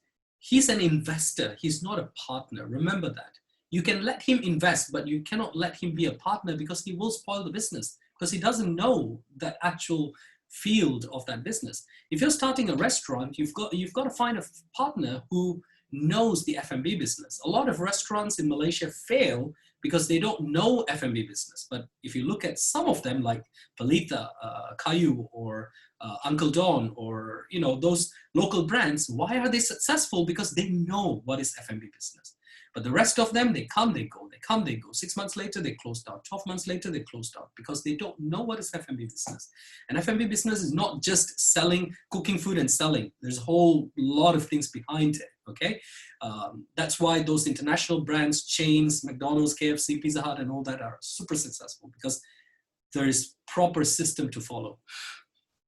Look for partners who can add value. Lack of legal documents. Hey, this is my brother. I can trust him. Why do I need to sign an agreement? Wrong. This is my best friend. We're going to start business together. We grew up together, from kindergarten, from school. We went in the same neighborhood. We did all the right things, wrong things together. Why do we need agreement? This is very common. When you start business with somebody that you're very close with, you neglect the importance of legal documents. And when the time comes, when there are issues, money problems, financial problems, business decision problems, decision-making problems, you start having big issues. And the only thing that can help you during this time is legally signed documents. If you don't have legally signed documents, that business is either going to collapse or you're going to lose a lot of money. And trust me, I've been through that, because I had business partners before who I trusted very, very well. So much that I would share my bank account password with them. That's how much I trusted them, right?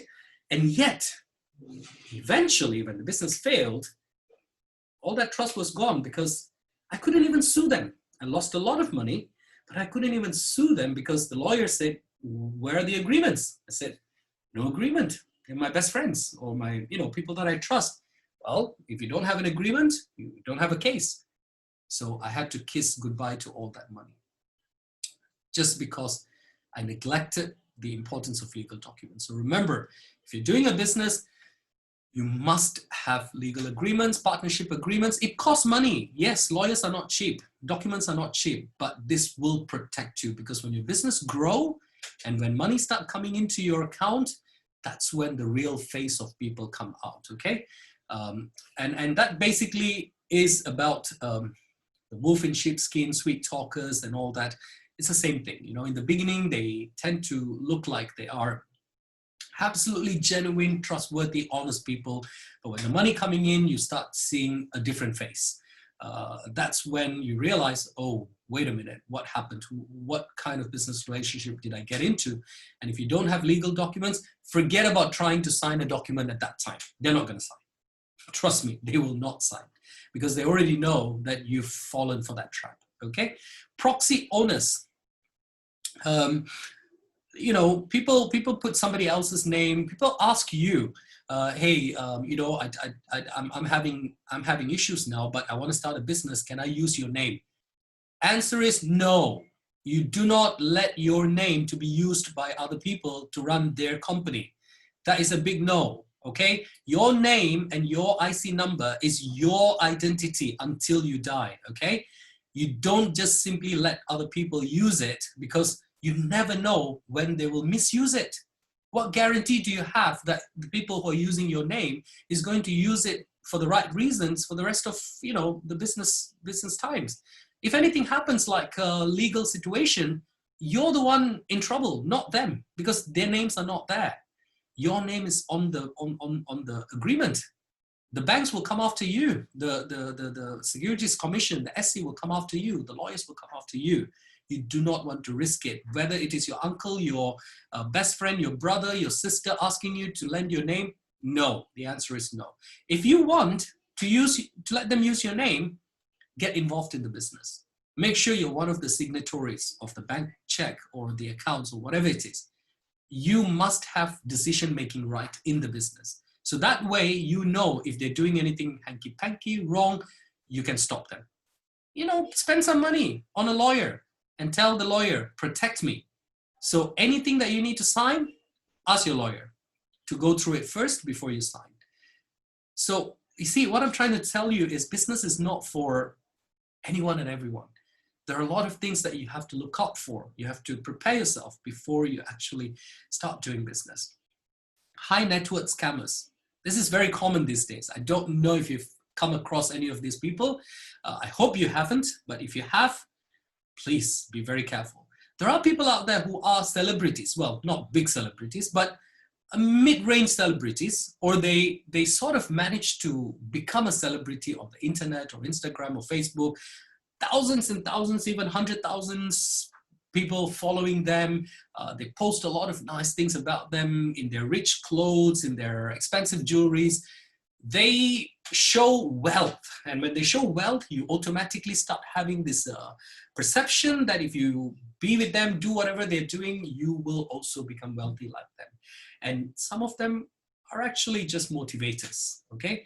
But a lot of them are scammers. What they do is they send you some information saying, this is how I made my money. I invested in this. I bought these products. I promoted these things. And they ask you to invest. And they don't ask you a lot of money. They probably ask you 5,000, 10,000, whatever you can afford, you know?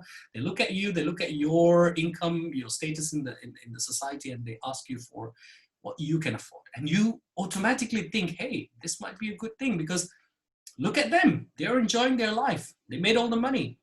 And you put that money, and that's the end of that money. You know, after that, you don't have to worry about seeing that money again. It's gone. So watch out for high net worth scammers. Businesses must have clarity on their business plan. This is very important. They must have clarity on the business plan. They must have clear, detailed explanation of how they're going to run the business, how they're going to evolve from what they are now into whatever they project themselves to be in the next 5 to 6 years or 10 years. It must have clarity. And if you don't see clarity in the business plan, don't invest. Too good to be true monthly returns. We all have seen it, 5% a month, 10% a month.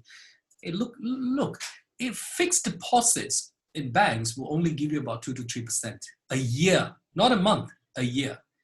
I mean, normal investments like ASB or mutual funds and all that can give you, in some very rare cases, they give you 8% a year. Even that is less than 1% a month. So when people offer you 5% a month in returns, 10% a month returns, you see, there are some projects or investment schemes that can offer you high returns like 2% a month, 3% a month, but not more than that. Anything more than that, red flag. Check first. Do proper due diligence before you actually put your money down, because for all you know, that money that you're investing is probably just going down the drain, okay? So watch out for all that. So the solutions, make sure the business have very clear and simple explanation, the KISS strategy, which is the, keep it simple, stupid, that strategy. If you don't understand it, stay away from it. Whoever's running the business or the business itself must have a clear aspiration, vision, and mission.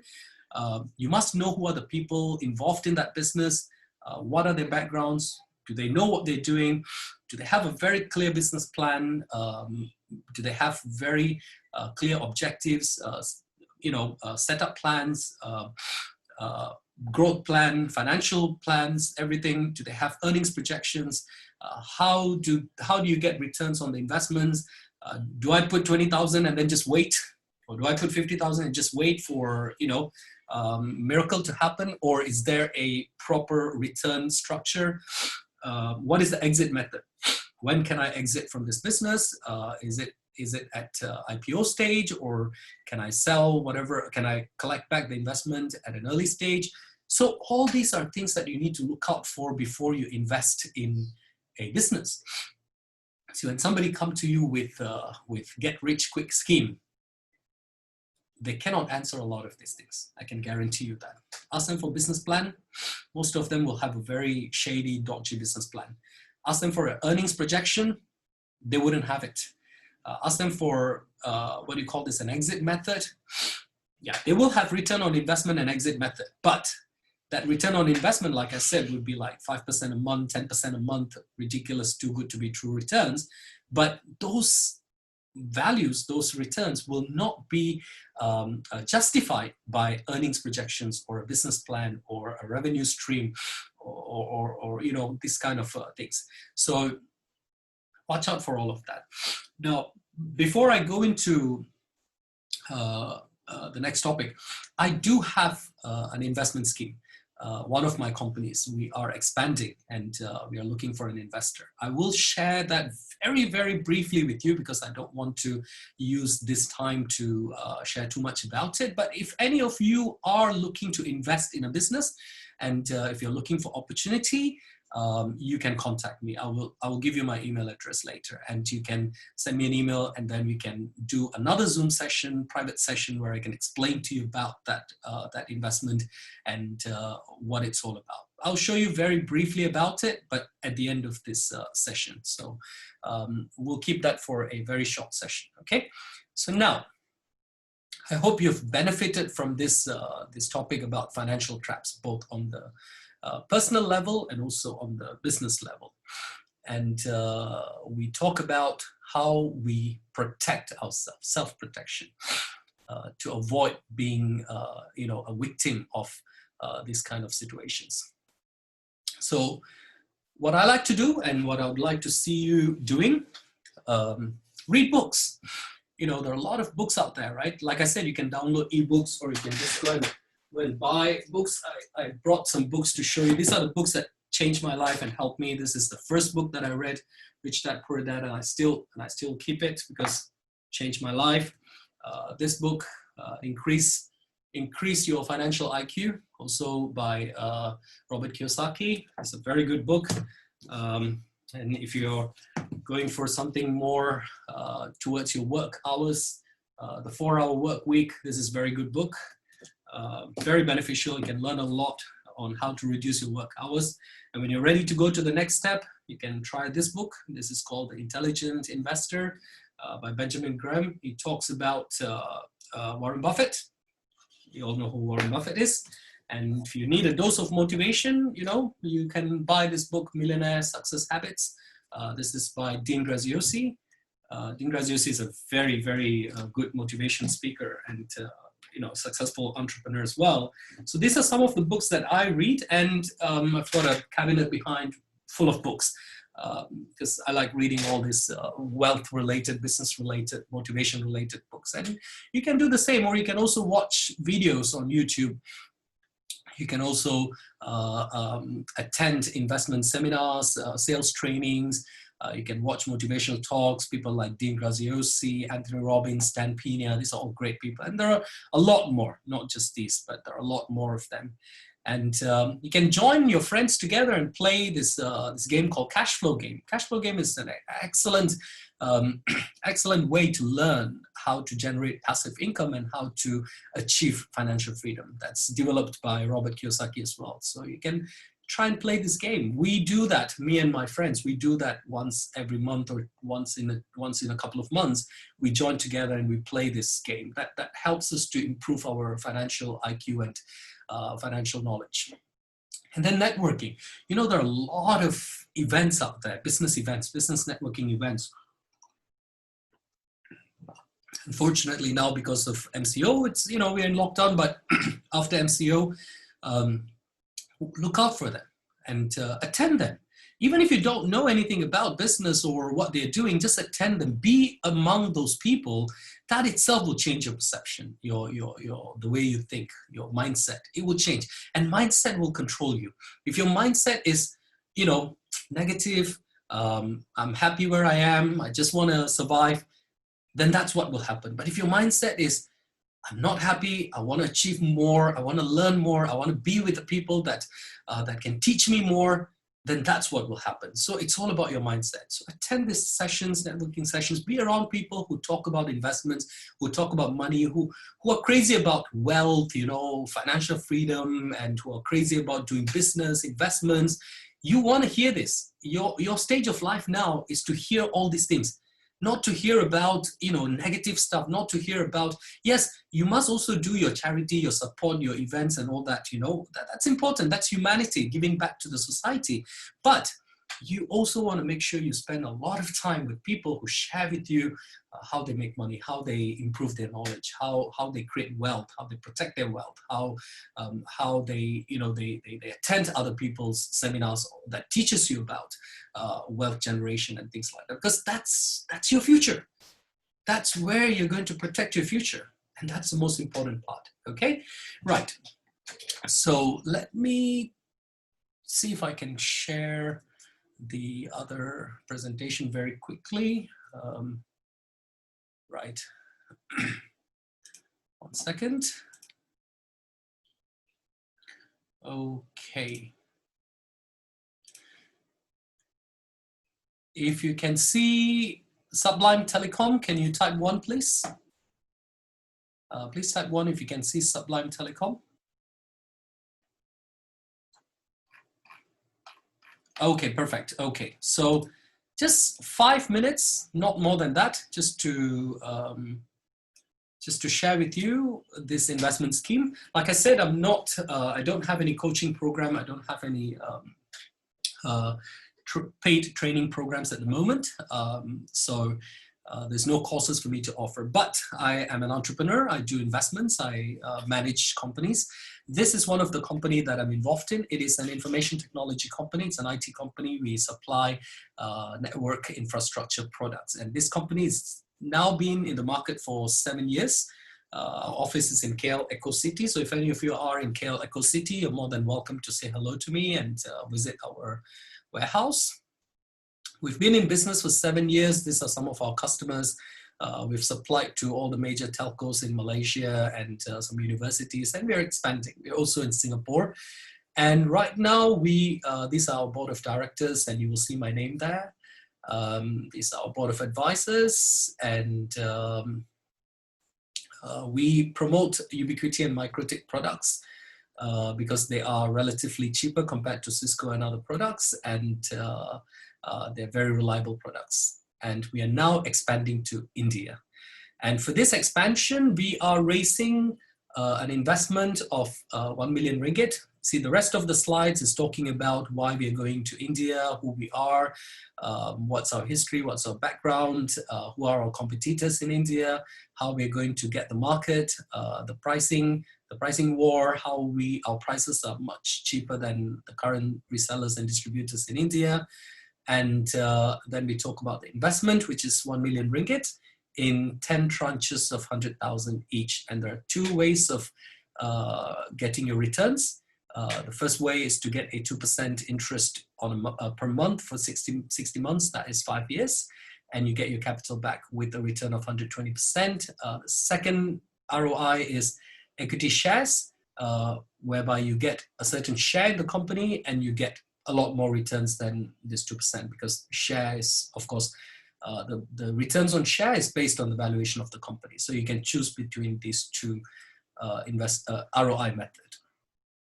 And then this is how we manage the fund, investment fund in Malaysia, entity in India. And this is how we utilize our fund. And this is our projected revenue over the next 6 years. And this is our proposed financial roadmap for our IPO plan in 2028. And this is our operation timeline. Now you will see I have gone through it very quickly because I do not want to take too much time about that investment plan here. But if any of you are interested to know more about it, or if you want to invest in it, or if you have any investors who might be keen to invest in it, we have a referral program where you get a certain percentage of commission if you introduce an investor. And then you can contact me. I'll give you my email address later and you can contact me. Now, this is what a business plan should look like. This is our business plan for the expansion to India. So in a business plan, if ever somebody approach you for investment in a business, these are the very basic things you should look out for. You know, you should look out for an introduction to the company, who are the board of directors. So, you know, what does the company do? Where's their office? Who are their customers that they've been serving? Who are the board of directors? Who are the board of advisors? And how will they tackle the market, the opportunity, the problems, the solutions, the vision and mission, the target market, setup plans, the strategies, the sales and marketing strategies, competitors, the SWOT analysis, strength, weakness, opportunity, threat, the financials, the returns, the exit method, earnings projections, etc. These are things that you need to look out for in a proper business plan. And without having all of that information, be very careful before you invest in it. Okay, so let's wrap up our session for today. Okay, let me go to the next session, next slide. Okay, so my final point to you, my friends, getting rich is boring. Staying poor is fun. Why do I say that? Because in order to get rich, you have to do a lot of work. You need to read books, you need to watch videos, you need to learn things, you need to attend seminars, you need to read financials, you need to have a little bit of knowledge on the financials of companies, valuations, KPI, PE ratio, share structuring, IPO, pre-IPO. You see, you have to go through all this sort of education round and analysis round if you want to get rich. And that's why it's very boring. But staying poor is fun. All you need to do is swipe your credit card. You see, it's the easiest thing to do. You know, you go to a shopping center and swipe your credit card. Fun, right? That's why most of the people in the world are poor, okay? So I hope my session has been beneficial to you. Remember, it's not too late. Go out there and do what you really want to do. Take control of your financial freedom. Don't let your life control you. Control your life instead, okay? And don't worry about what people will think about you. This is one of the biggest problems. They won't care once you're dead. People, remember, people only care about you once you're alive. The moment you're dead, nobody cares, okay? You become memory. You become once a year, death anniversary memory. That's it, okay? Nothing more than that, right? You will truly start to live your life once you have learned to ignore what others think about you. Think about it, okay? Because until then, you're living to satisfy the expectation of others, not yours. Create your own expectations and tackle that expectation. If you think this session has been very helpful for you, please type yes in capital letters.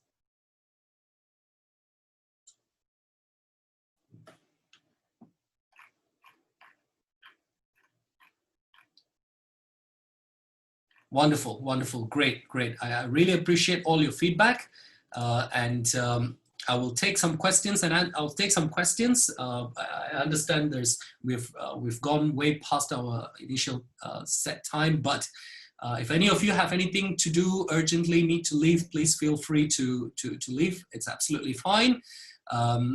This is my email address. You can take a note of it. And that's my Facebook account and my Instagram account.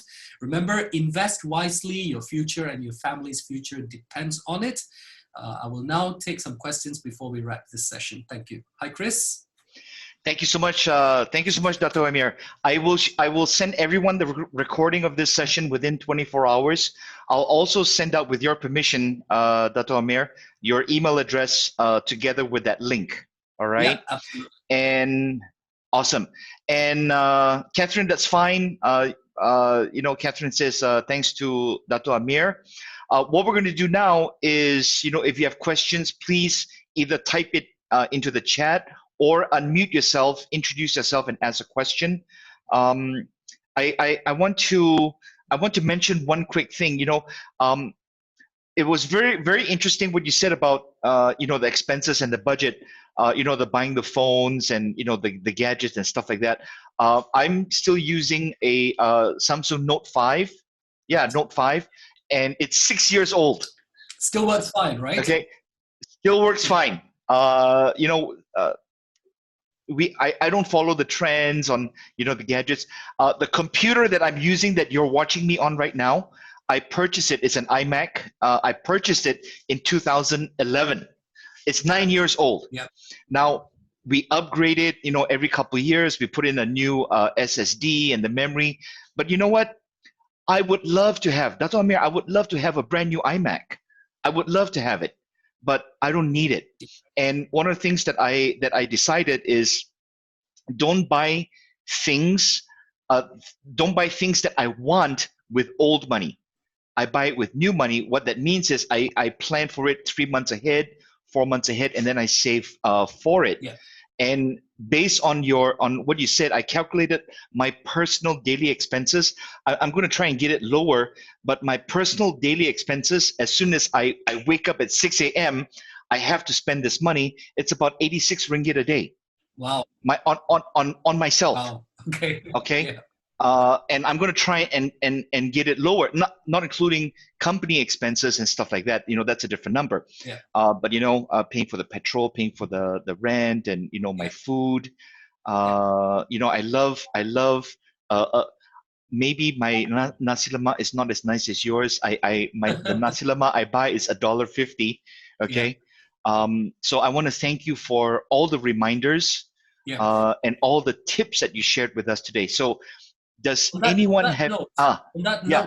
note, on the notes that Chris mentioned, now I can tell you that when you buy a laptop, for example, you're spending a lot of money buying a computer, and instead of trying to save a couple of hundred ringgits, right, to buy something, something that's being promoted as discounted, clearing the stock, blah, blah, blah. There are a lot of promotions out there.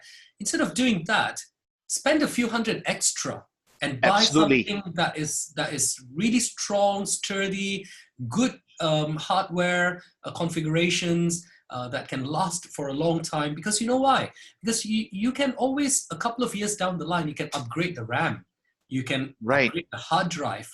You can upgrade the software will always be upgraded, because whenever you download an update for it, it will be updated.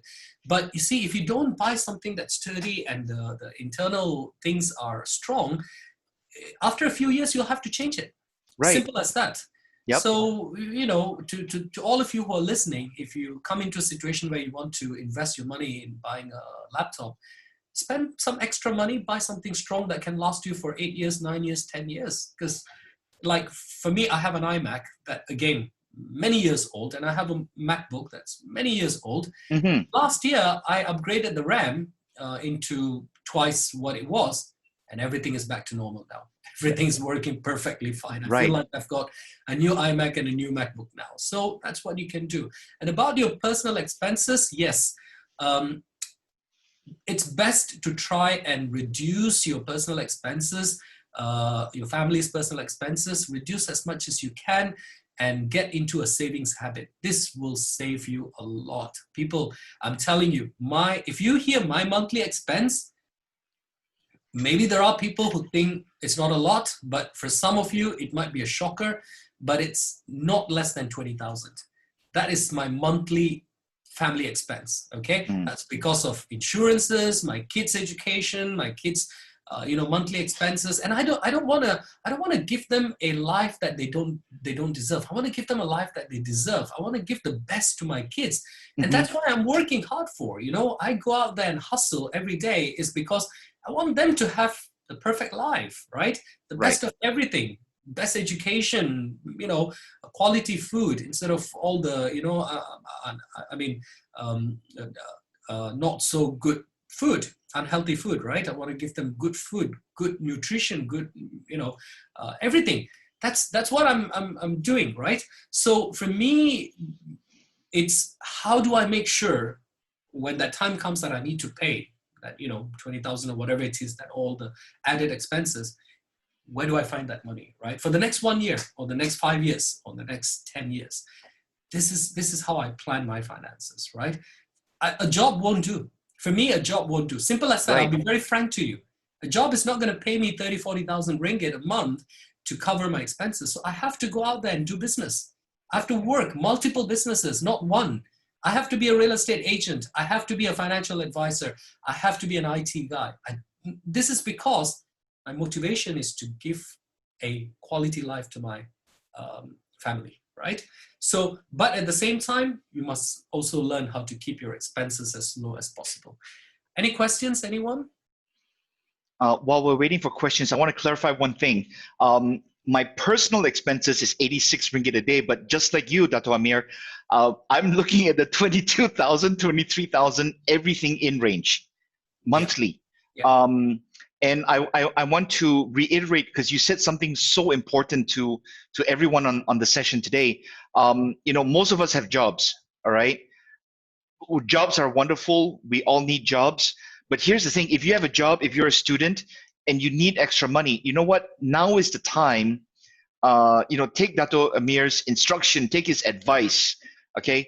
Now is the time for you to go out and earn extra money. You can get part-time income. Get a recipe for fried chicken or nasi lemak or, nasi kerbau, whatever it is, right? Or get an additional job or start an online business. Okay. In the coming weeks, we're actually gonna cover these topics. One of the topics we're gonna cover in a couple weeks is how do you get extra online, extra part-time income, and we'll let everyone know about that.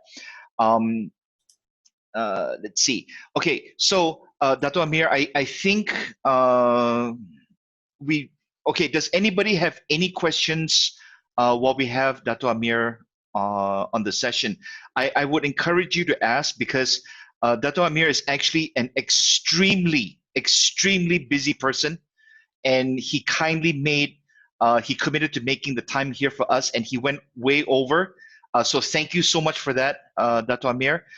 While we have him in front of us right now, you know what? Now is the time to ask your questions if you have any. Okay, if while we're waiting for that, Dato Ameer, can I request that you unshare your screen, and then we're gonna take a group picture while we're waiting for questions. If you can let go, put your video on. I also want to let you know that we will take the pictures. If we take the screenshot and your names do appear, we will block out all your names except Dato Ameer and myself, but we're going to block out everybody's names. All right. So for those of you that don't have your video on yet, please go ahead and put your camera on. Okay. So while we're doing that, we're waiting for a couple more. Okay. So I'm going to take a picture and I will send this out to you also within 24 hours. And okay, so one of the things I like to do is, like, the first picture, we be a little bit serious because everyone is serious anyway, right? Okay, So, but if you smile, you can smile. So on the count of three, I'm going to take the first picture. 1, 2. Everyone is like adjusting their hair. Dato Ameer. Okay, 1, 2, 3. Okay, if that was a serious picture, that was awesome. Let's take a picture with everyone giving a great big huge smile on the count of three. Okay, great big huge smile on the count of three. 1, 2. I love your smile, Danielle. 1, 2, 3. Rebecca, that's a beautiful smile. Awesome. Okay. So now we'll take one last picture. We do something a little wacky so that Dato Ameer will remember us on this session. All right. If you want to put your hands up, you want to put a monkey face, you want to put your tongue out and eyes crossed, whatever it is, on the count of three, we're going to do wacky. All right. And we hope that Dato Ameer will be the most wacky one. Okay. On the count of three. 1, 2, 3. Awesome. Awesome. Okay, so I want to thank everyone for being on the session. Thank you. Chris, just before Yes. you end, sorry to interrupt, Yeah. Chris. No Just problem. before you end, I've just actually noticed all the videos because when I started, I went straight into the presentation and I could only see names of people Sure. who were in. I noticed that a lot of the viewers are very young people, and Yes. I want to congratulate you. I want to congratulate you for coming on board on this session, because what you have learned today is 25 years of my life. That's what you've learned today. And trust me, you will go through some of these things that I've explained in this presentation. And at that time, I hope you will remember me and remember what I've shared. And I hope you will not make those mistakes as well. You've got a whole lot of years to live in front of you, to look forward to. Okay, some of you, I can see you're in your early 20s or maybe even in your mid 20s, some of you in your early 30s. Yeah, Chris, you and I in our mid 20s, right? Yes. Yeah. So guys, I'm very happy to see such a wide range of age group here. For those of you who are slightly in the older years like us, it's still not too late. There's still plenty of time. Our ex-prime minister is 94 and still rocking. I'm sure we can live another 20, 30 years and still rock our life. Those who are young, remember, your finances are in your control, and that will define your future. Make sure you educate yourself financially and how to control your expenses and how to grow your wealth and protect your wealth. This will help you a lot in the future. Thank you, Chris. Awesome. Thank you, Dato Ameer. So I'm going to close the room in about 30 to 45 seconds. I would like to ask all of you a favor. You can leave the room at any time. What I would request is that you unmute yourself. Just shout out to Dato Ameer, thank you. Say one or two comments, and then we can have you exit. If that be okay with you. Yeah, I would love to hear you. I would love to hear you guys. That would be nice. Yeah.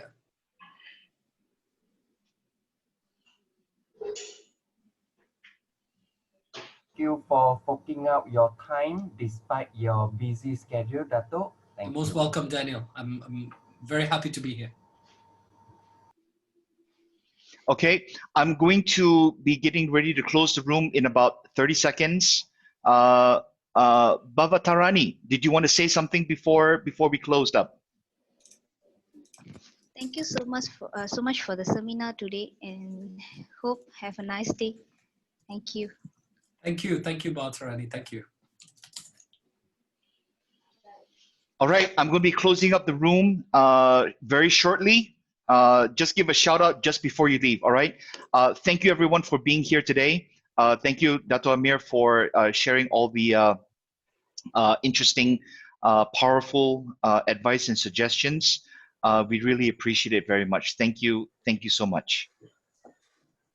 Bye, everybody. Bye. Okay. Bye, everyone. Thank you, Dato. Welcome. Bye. Bye.